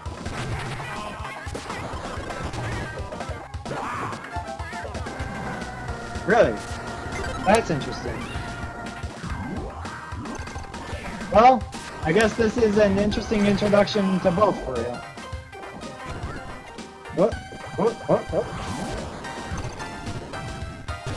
Yeah, Wario Land 4 came out about 2001. It was the main headliner game for the Game Boy Advance's release. And Pizza Tower came out this year for PC. And is heavily inspired by Wario Land 4. And so this mod basically is like combining the two in a way.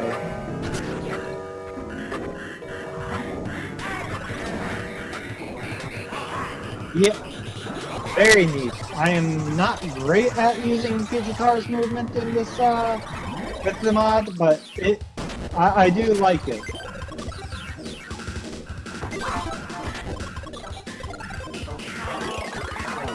But yeah.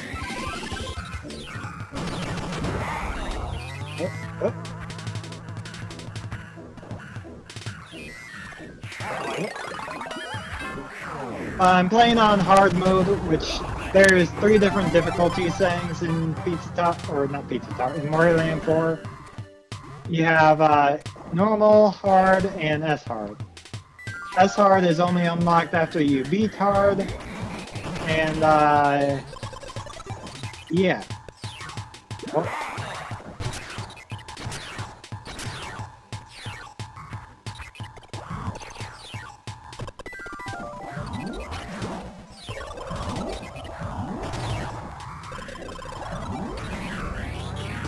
Yep. I know Wario Land 4 very kinda, not entirely. But since I know this game basically almost in and out, playing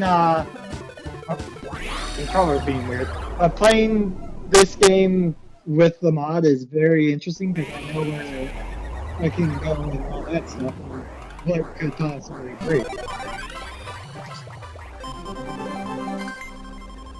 So, yeah. Uh, I guess the thing is, with Doom, you always start at the same amount of health, and health carries over. You don't carry over health in this game between levels, so each difficulty starts you somewhere different. With normal and hard, you start with half your health at 4 hearts out of 8. On S hard, you have 1 heart at the start. Along with that, there's different placements for the treasure chests and the CD, along with more or less enemies depending on which difficulty. With S hard having the most enemies all over the place.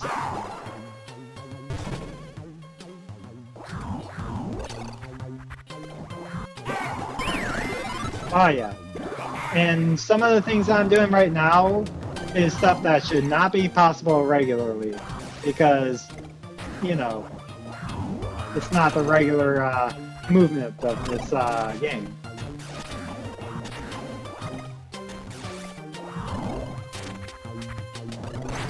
Oh.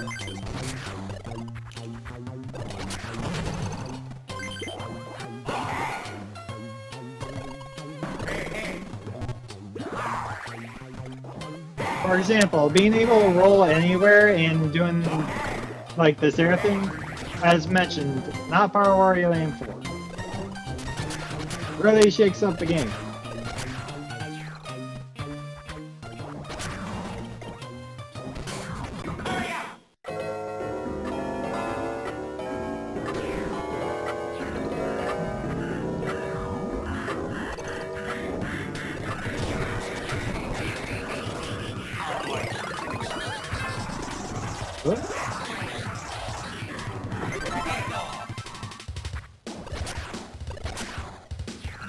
Alright. I'll see you when you're back. No rush.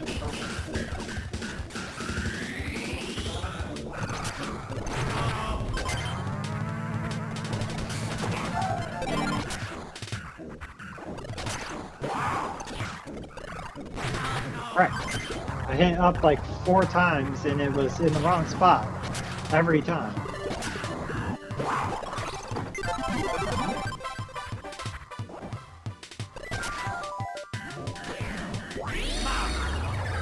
That level is nice and easy otherwise if I could, like, control how I want to control. I'm just bad at controlling Wario in general.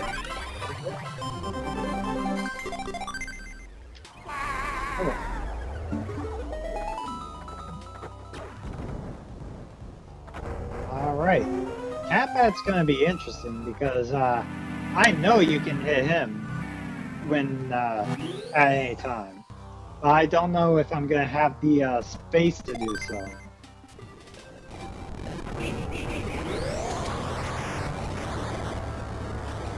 I guess we'll find out, won't we?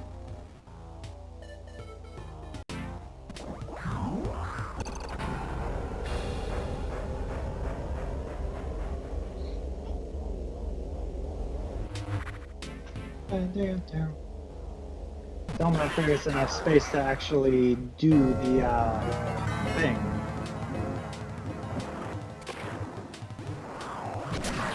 Crap.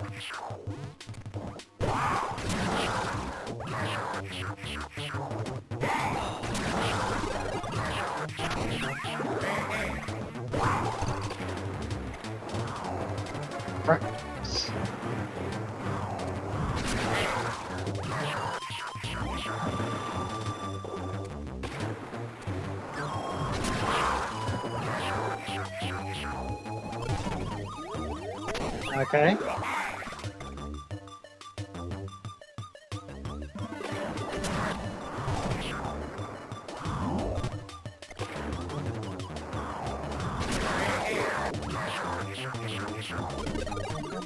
Well, I'm trying my best.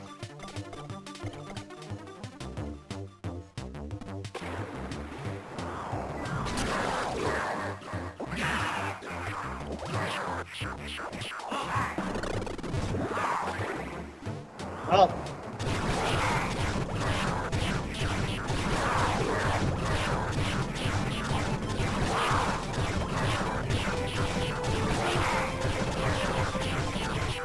what? You kidding me?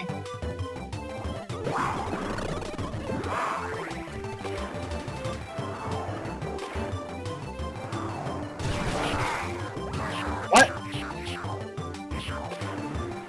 I thought it was on the last health.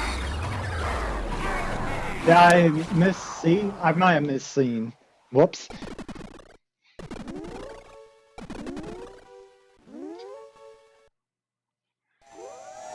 One thing is for sure, I am not great at going from doing the large jump and going right into attack.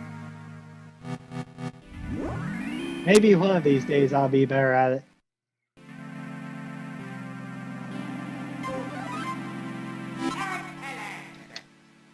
Alright. On pyramid. And you know what? We are not going to take the speedrun route. We're going to play it as if it's normal. Although I am curious about one part that I'm going to test.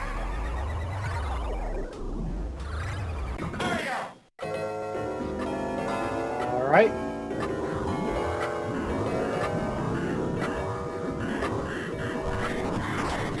Right.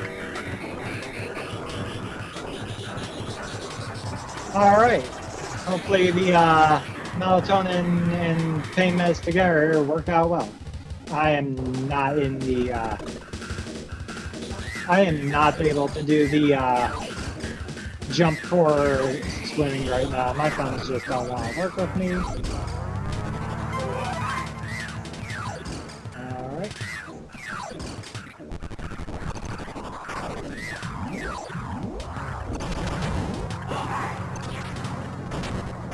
I do kind of want to do this level now, just to see how it goes.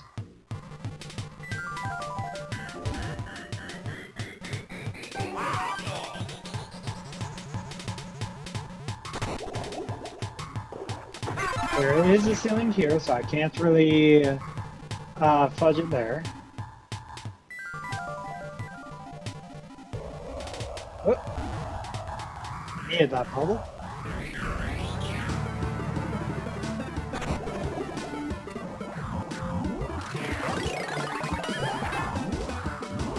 Oh.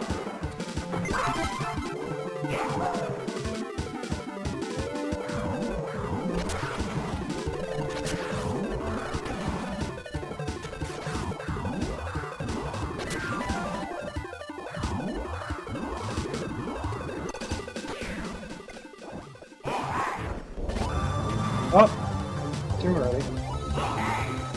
Things have been yeah, it's fine if you're not able to catch streams often. It happens. I'm alright for the most part. In fairness, I've had a few moments of, like, just, not feeling great, but that's just, sort of its own thing. For the most part, I've been well, other than, I guess, existential stuff.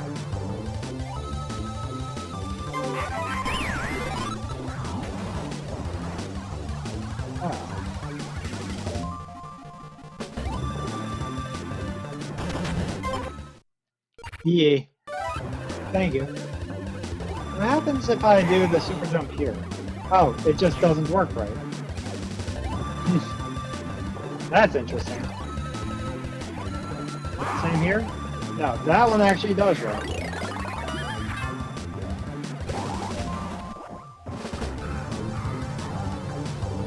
Oh yeah, thank you. You ready to watch me attempt the final boss of this game? Because that's all that's left. Oh boy, indeed. With having a different moveset, I think that the final boss is going to be easier. Because one of the things in the final boss fight that is done is it's a weird boss fight to explain, but basically you get different items and stuff to fight the boss with during the fight. And one of those is a hammer that you can throw onto yourself and turn into that springy Wario. As you see, this springy Wario. So, that hammer usually disappears after you use it. But it's also usually the quickest way to hit her, including in speedruns if you're able to get the hammer to not disappear. So, we might be able to just use that repeatedly. And that'll be kind of hilarious if so. But we do have to deal with the 4 masks first. Or the 4 floating masks first. Also, there's a cat here. Don't worry, we'll save the cat.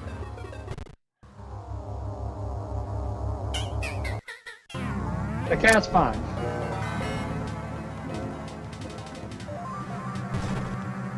The cat is lore relevant.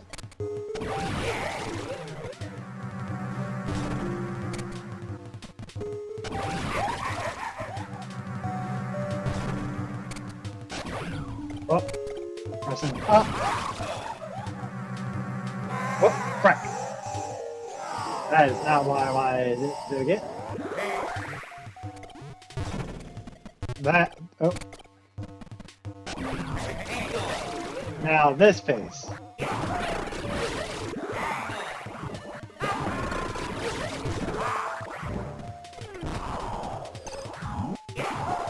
Missed. Can I just... No, I can't. Missed. This will give me time to practice my aim with that, assuming I don't die. Right.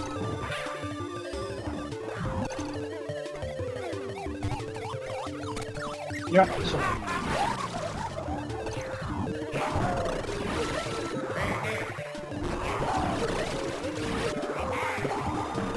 Missed.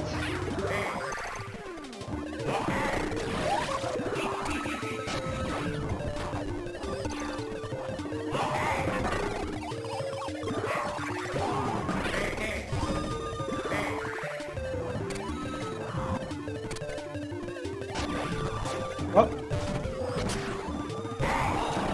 I missed.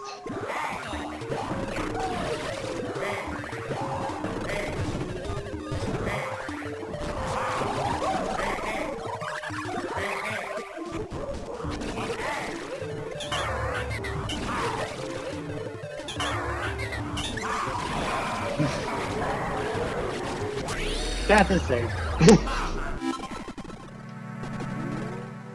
We'll just ignore how the Golden Diva looked during parts of that fight. Yes. So now you get to see the final cutscene of the game. Also, as said, the cat is lore relevant, and you'll see why during the final cutscene. Look at all this treasure Wario gets.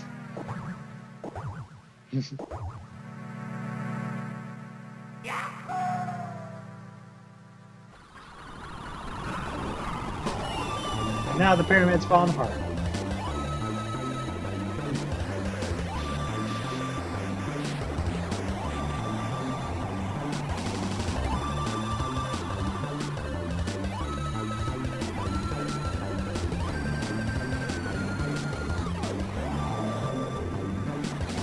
He's climbing as fast as he can.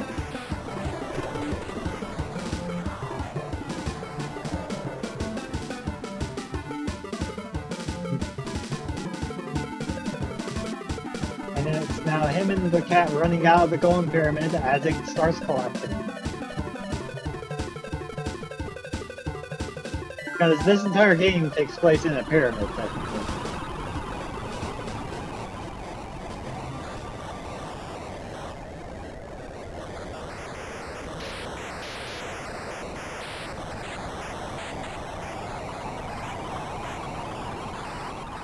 F pyramid.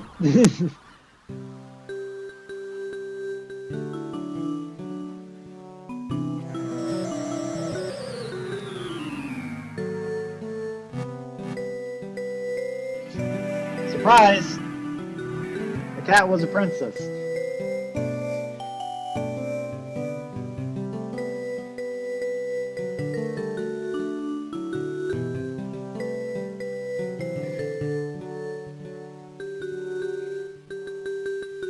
She gives Wario a kiss. And then, I mean fair, but she gives Wario a kiss and then goes straight into heaven. Goodbye, princess.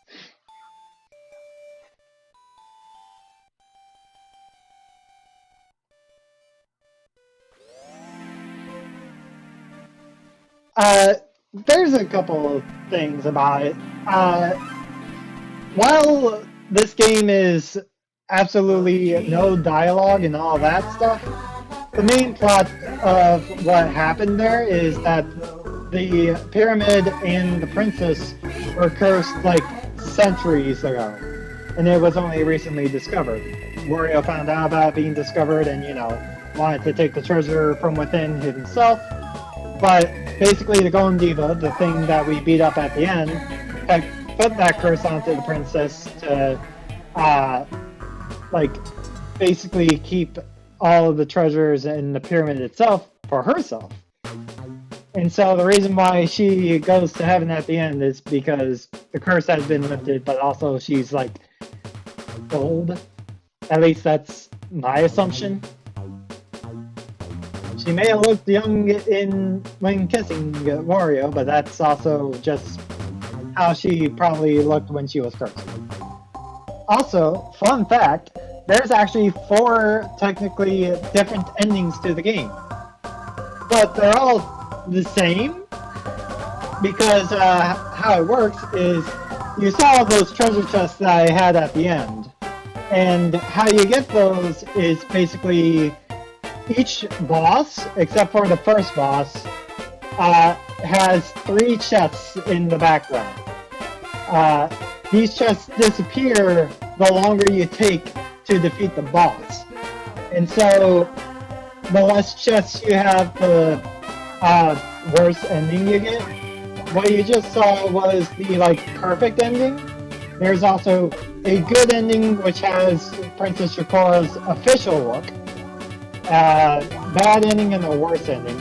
With, I don't remember what the bad ending looks like, but I know that the worst ending, Princess Shakura is...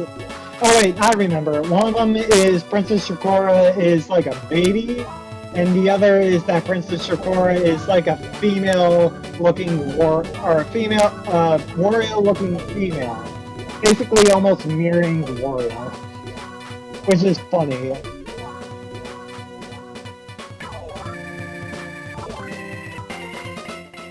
On normal mode, instead of a truck, Wario actually drives his car, by the way. That's also something different between difficulties. That is also something different in each difficulty, though. It's like you got Wario's regular car at the ending here on normal, the semi-truck here on hard, and on S-hard, he drives a hover car. Which is neat.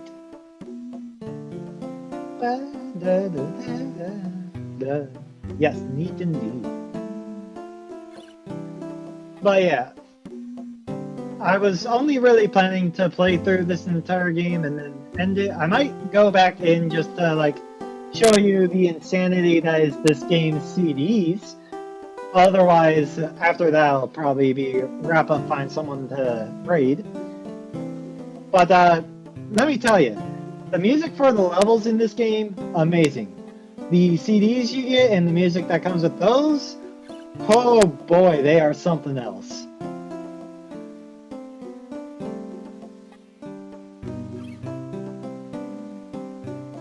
I do also recommend looking up some of this game's soundtrack if you get the free time.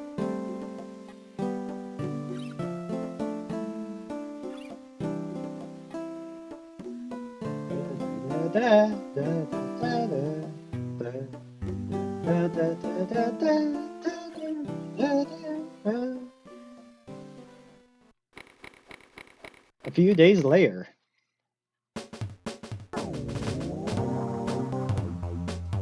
This mirrors the opening sequence of it, by the way.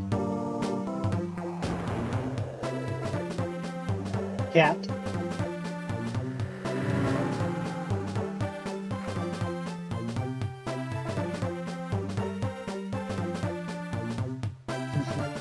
Steaks. Eat as much as you can, only 10 bucks.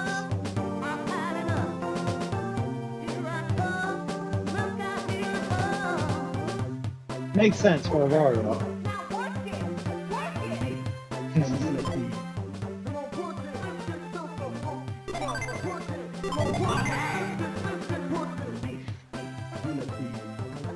Yummy indeed.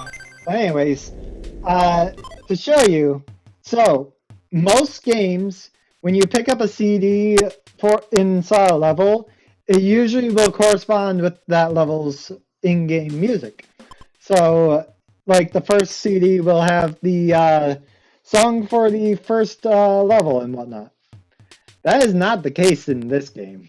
In this game, each CD is a unique track, some of them being just utterly nonsense. So, for example, with About That Shepherd.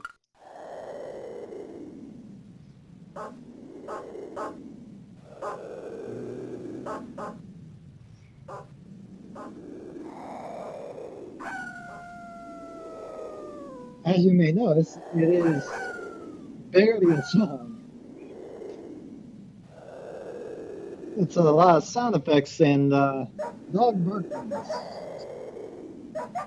A little bit of a rhythm to dog barking, but still. Furrycon. And then you also notice in the top right the just wildly different things going on, including someone dressed as Wario, this baby with the eyes. You have the dog dying its head, a raccoon. Like it's all sort of like nonsense. Another one is Beyond the Head Rush. This one is more of an actual song. Oh, if you think the music is a fever dream, you should also see the actual, like, some of the other things in the game that you missed.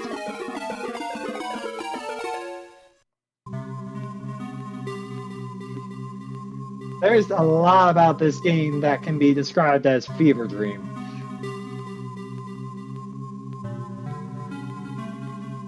This one's one of those actual songs. But it's not used as any of the level themes. It's just a song that they put in here. What's another one? Actually, I stand corrected. I forgot. Soft Shell here is the song that you hear in puzzle rooms.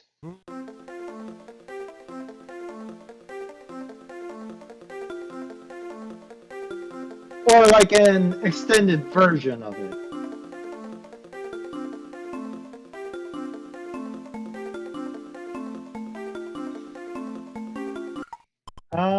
What's another one?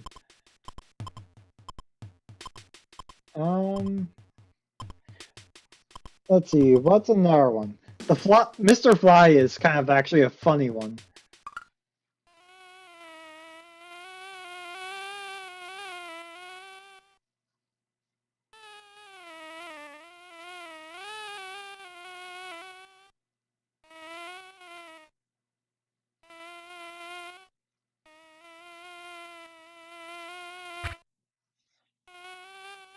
Oh yeah. Uh, I feel like a lot of people don't realize the Game Boy Advance was capable of stereo, even though it only has the one speaker. Plug in with headphones, and you do get stereo. Yeah, actually,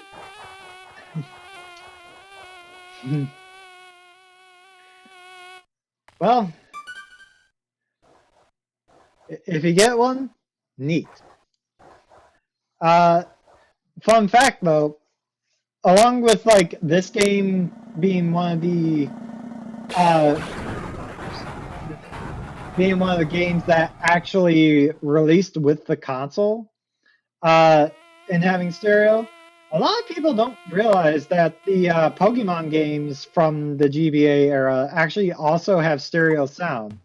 It's just how it's used is weird. Because if you turn on stereo sound in the Pokemon games from the GBA, the only thing that changes really is the battle noise. Because instead of like the sound of your Pokemon doing damage and getting hit being on both sides, anything that happens to your whoever you're fighting will be in the right ear, and anything happening to your Pokemon will be in the left ear. It's a bit weird. This one's actually a pretty decent song, Mr. Ether in Plenaria.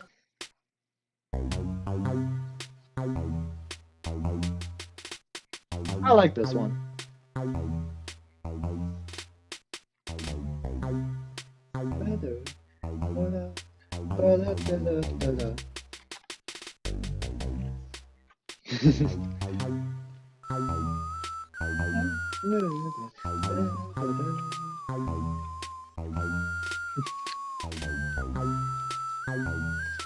It's actually kind of wild that for a game that came out in 2001 in the Game Boy Advance, you had some of like this game had some of the best sound design on the Game Boy Advance, and it was early on.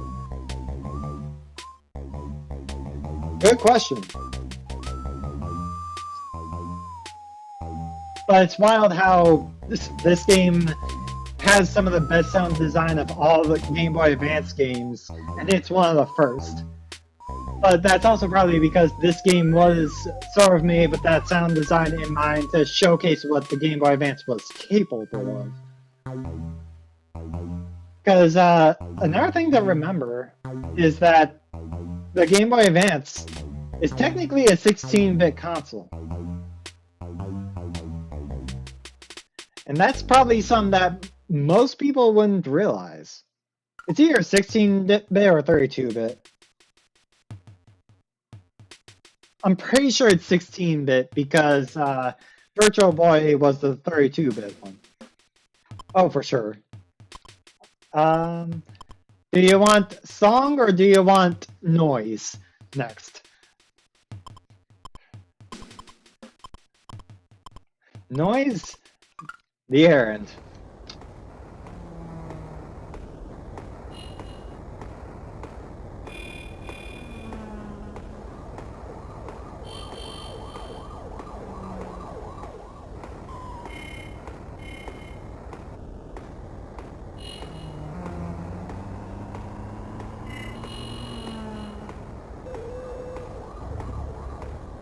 Yeah, while that's playing, I'm gonna quickly pull up Google to check to see if the GBA was 16-bit. I'm pretty sure it is.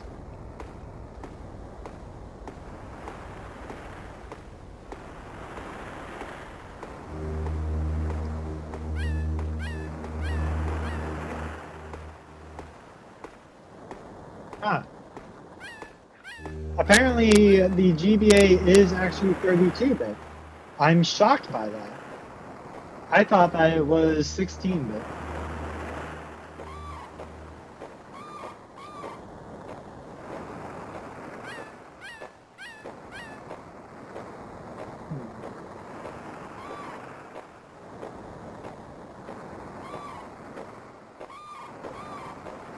It's got, okay. Hmm.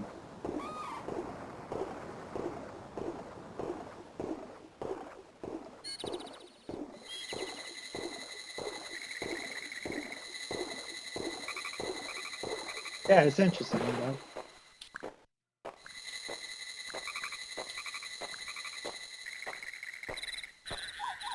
Hmm. You know, the original Game Boy might be stereo as well if you plug in headphones. I just never have tried it because I don't have an original Game Boy.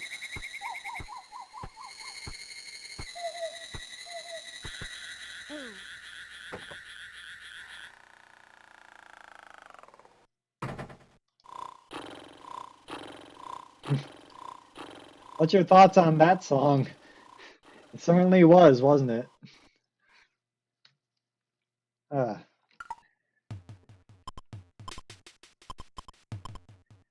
oh yeah. Uh, my favorite is ah, it's between Mr. Ether and Planaria, The Moon's Lamppost, or Beyond the Head Rush, because they're all good ones to me.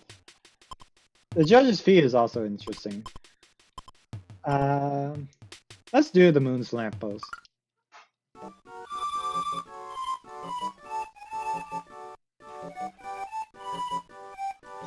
The Moon's... Oh, we got time. I'm down to chill for a minute to just listen to some of the sounds from this game. Because, like, as I said before you hopped in, it's been a while since I've just played this game rather than speedrun it.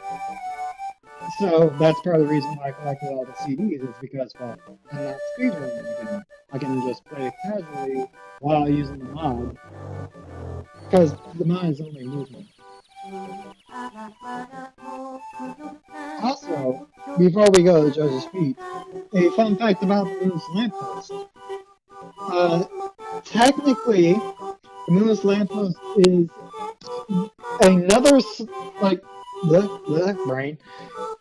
The Moon's Lamppost is the reverse of another song in this game, but not entirely.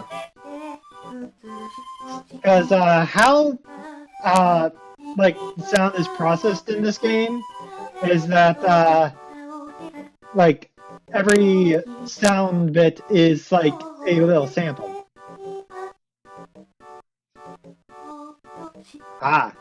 But basically, like the singer, well, the singer, interestingly, was someone that actually sang it, and I know that because the actual song that this is the reverse of sounds regular, and it's in Japanese, so I don't actually understand it. But how they made the Moon's Lamppost is that each, like, little section of the song is cut up into samples and then played. Each sample is played in sequential order, and the Moon's Lamppost is just taking those samples and doing the order in reverse, rather than just say taking the sound file and reversing it that way. It still sounds like a regular song, despite the fact that it's just the same song in reverse. Yeah, that's something that I didn't know until I listened to a video talking about the sound design of this game. But, like, I noticed how similar it is.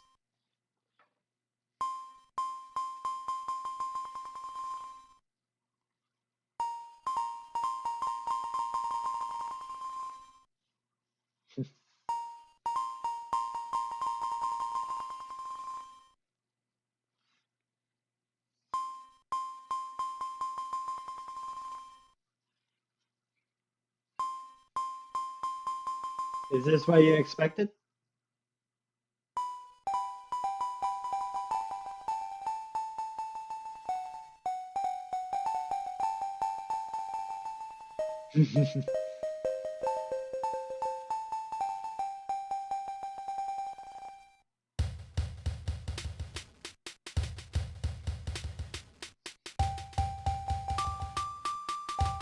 What about now?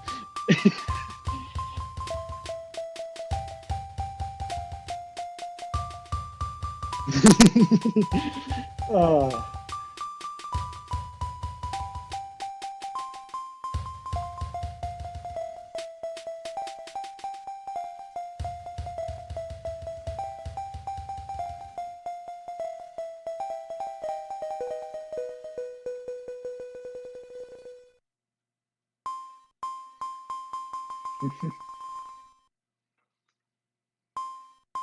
That's the fun thing about this game.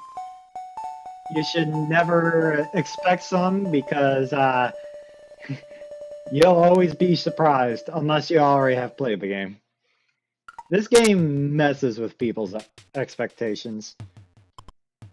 Like, let's see. If I were to show you this one, just named Avocado Song, are you going to trust that it's an actual song or that it might be just noise like how the other ones are? The Avocado Lady.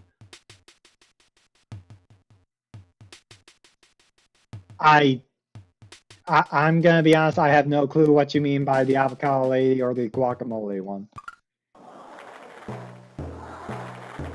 Ah, that doesn't answer my confusion.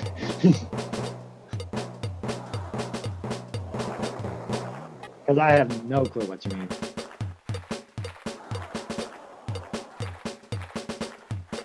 Yeah. Well, when was the thing that you were thinking of, though? Because again, this game was 2001.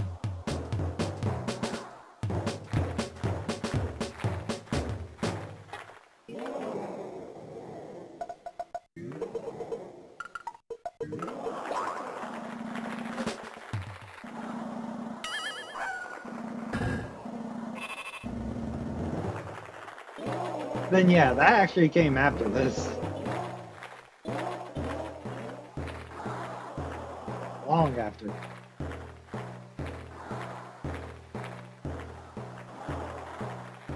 E.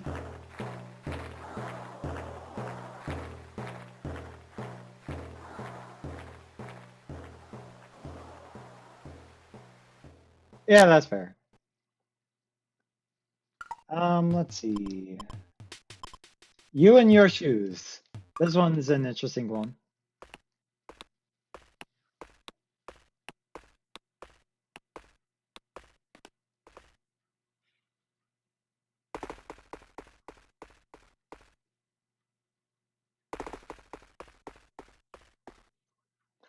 Uh, there's I don't know specifically who, but I know that it's not a large number of people that did the art for this game, which is shocking given the variety of stuff that's in here.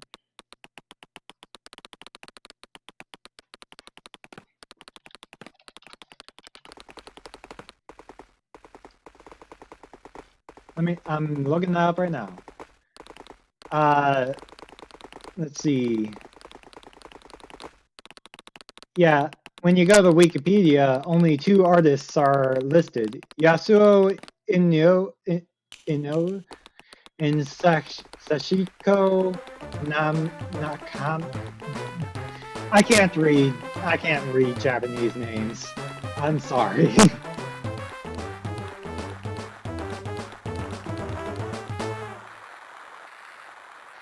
But yeah, they're very.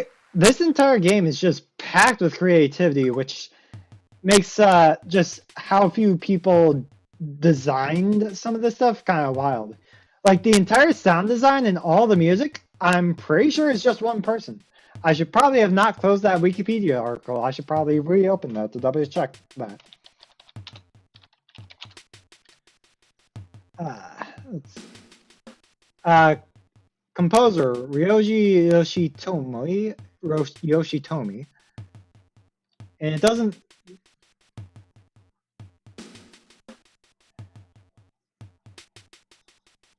It depends on where you look, because in the case of like some of the big AAA games that have come out recently, for sure, but also there's been some good ones. For example, look at all the ranting, raving, and admiration for Tears of the Kingdom.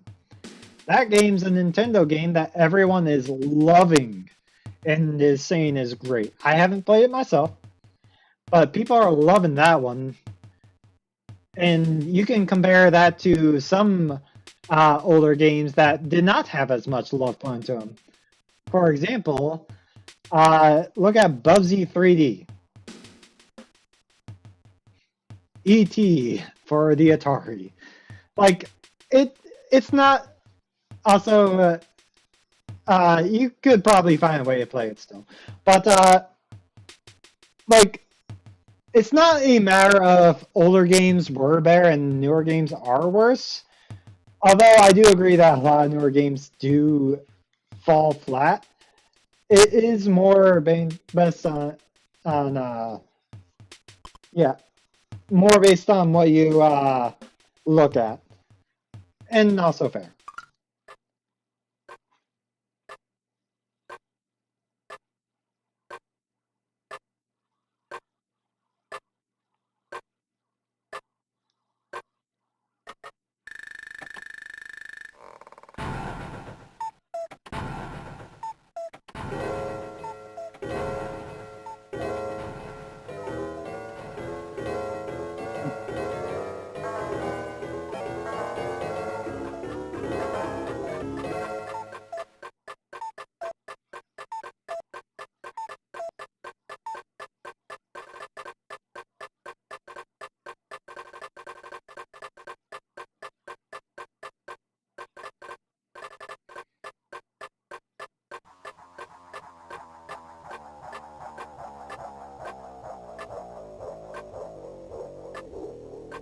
The more you stare at the art in the top right, the more acid that you think that the makers of the art for this game were on.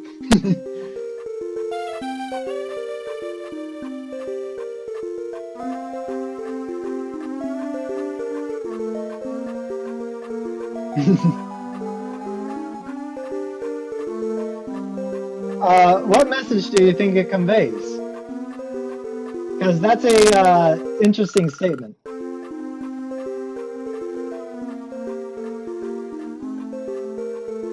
Because I can bet you not everyone will have the same like thought as you might.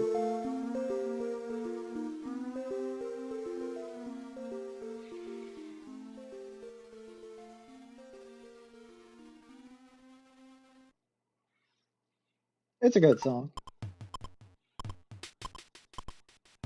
Uh, so as said, Soft Shell is the song for inside puzzle rooms. Okay. While you do that, though, I am going to talk about something else, though. Soft Shell is puzzle rooms music. Tomorrow's Blood Pressure is an interesting one because it's kind of linked to the soundtrack to one of the levels. The level I'm thinking of is The Curious Factory, and it's got a very good song for it. But this song is sort of like almost a precursor leading up to the song for that level. And that's probably hard to explain. That probably doesn't make sense, but I'll just play it.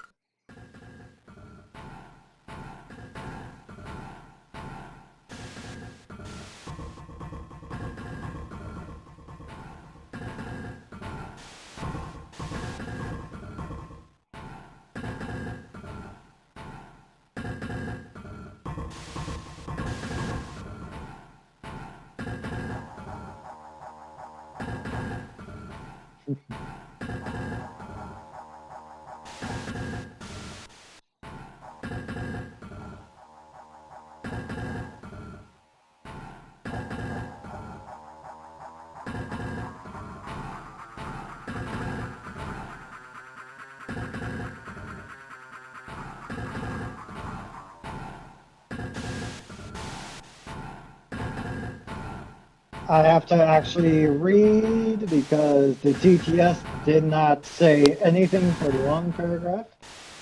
Let's see.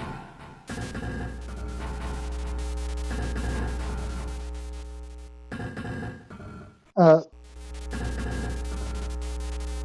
Definitely an interesting way to look at it.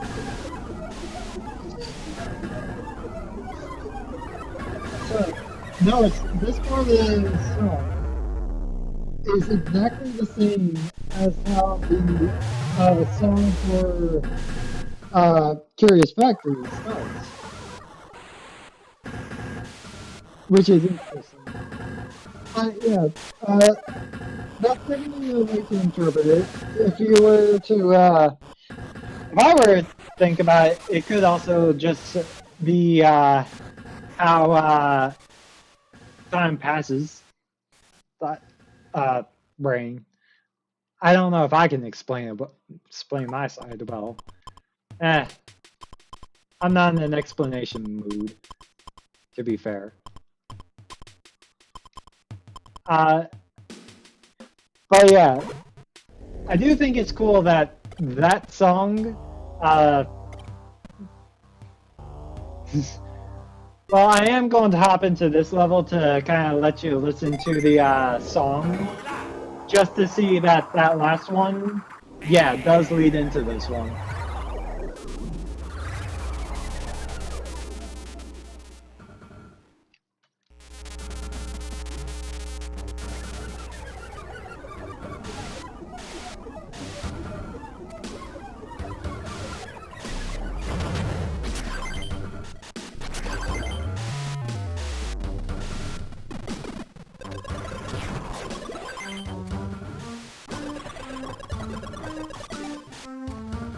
Also, I don't know how many people know about this, like who haven't played the game, but different things do different things to the sound, the music. For example, if you're rolling, the music speeds up.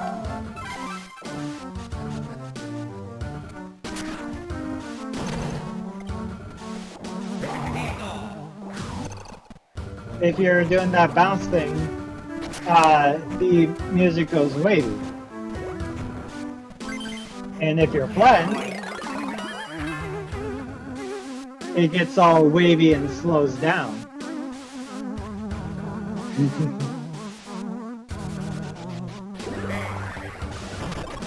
Very cool. And there's other things that happen too.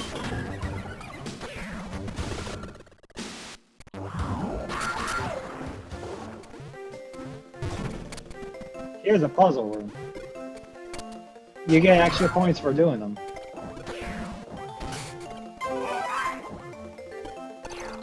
Oh yeah, this game has very dynamic sound and music.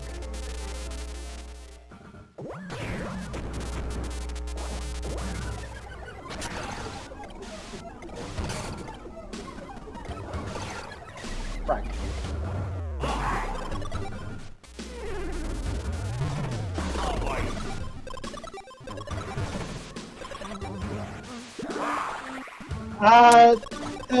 It doesn't change in fights, but I do get what you mean. And it's definitely cool when that stuff happens.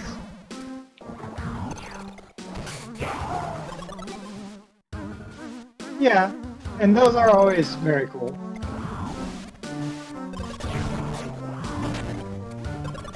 Actually, I kind of want to do this puzzle room because I wonder how easy this one can be cheesed.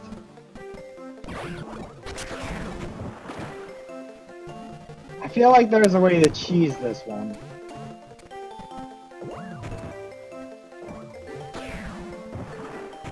It'll be hard to do if so. Heck, just getting into that hole is going to be difficult if I don't do it the standard way.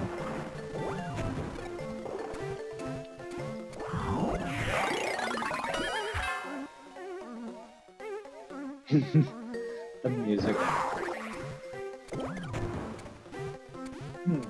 Actually, there's not even really a way to do that roll. I don't think I can jump high enough while rolling to reach that. Yeah, so this one might actually not be able to be done a weird way. You have to do it the regular way, which is boring.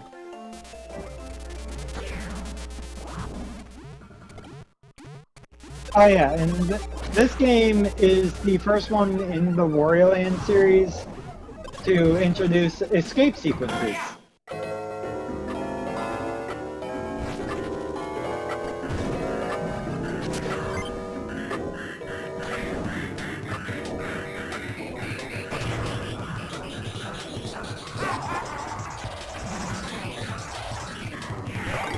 Right. I'm having a moment.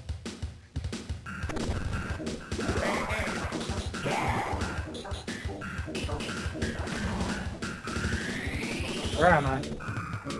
There I am. So, as you noticed, there's an entirely different song for this.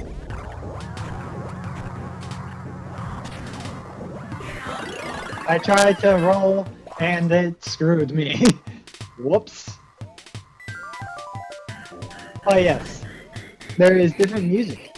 And the escape music is one of the only ones that isn't affected by like rolling or being planned or whatnot. It stays the same. Which, you know, is a little boring, but whatever.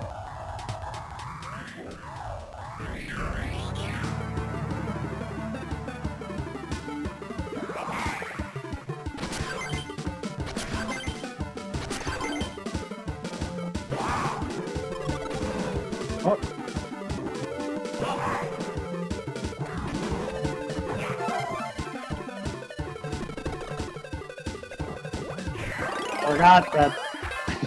Forgot that you do get hit if you just go straight over there. I just did that today, and oh yeah, so squish. That's Wario.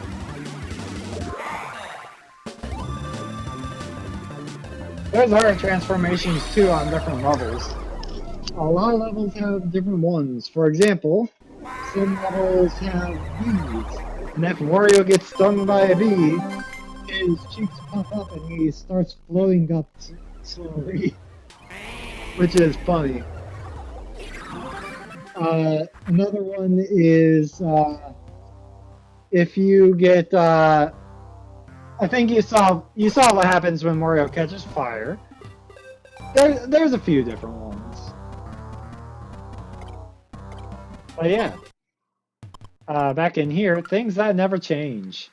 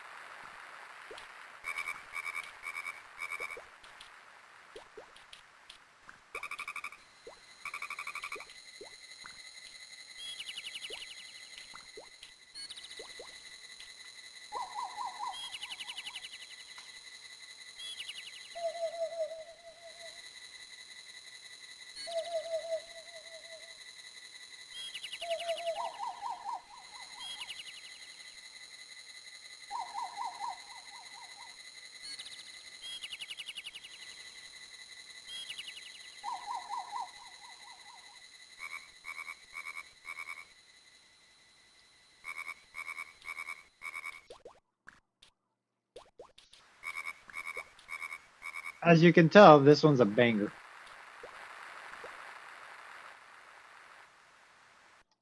Oh yeah. And that's the song.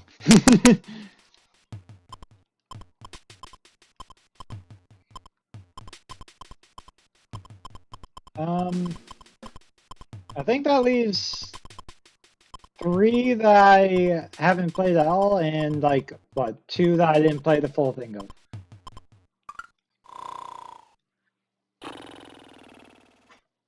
It's like this. Did we do this one? I don't think we did this one. I think you might be thinking of Mr. Fly.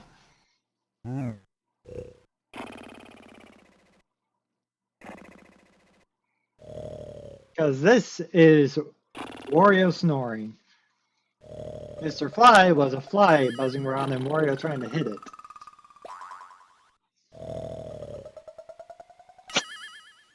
Well, then that means either I should wrap up or some. because I'm not going to be sticking around too much longer either. So, looking at it, I have 2 people I'm following that are on. Up to you. Uh, ooh.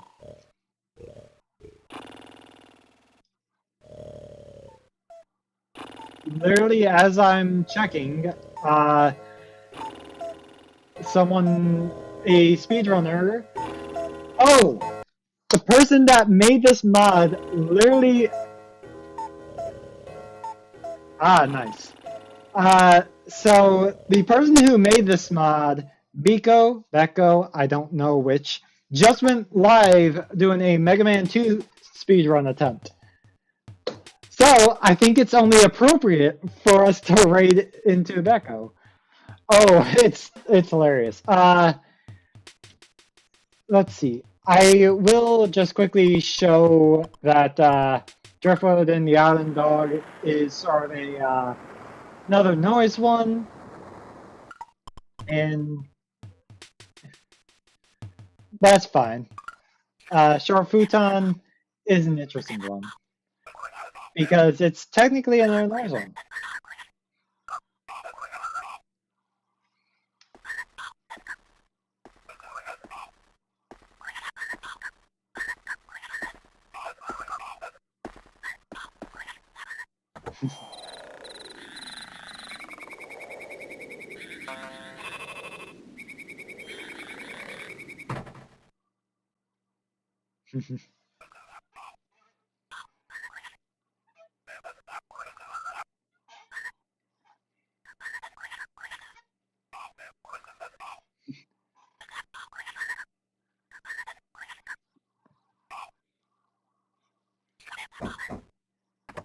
Hello there.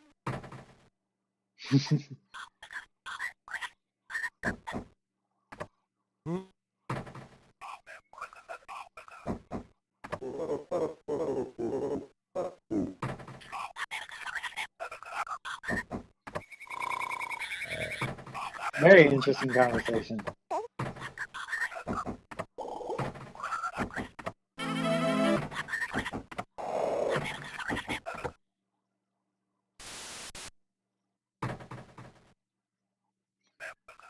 I was that kid. What's interesting is that this game has a lot of stuff that people think is like creepy or is nightmare fuel. It never affected me.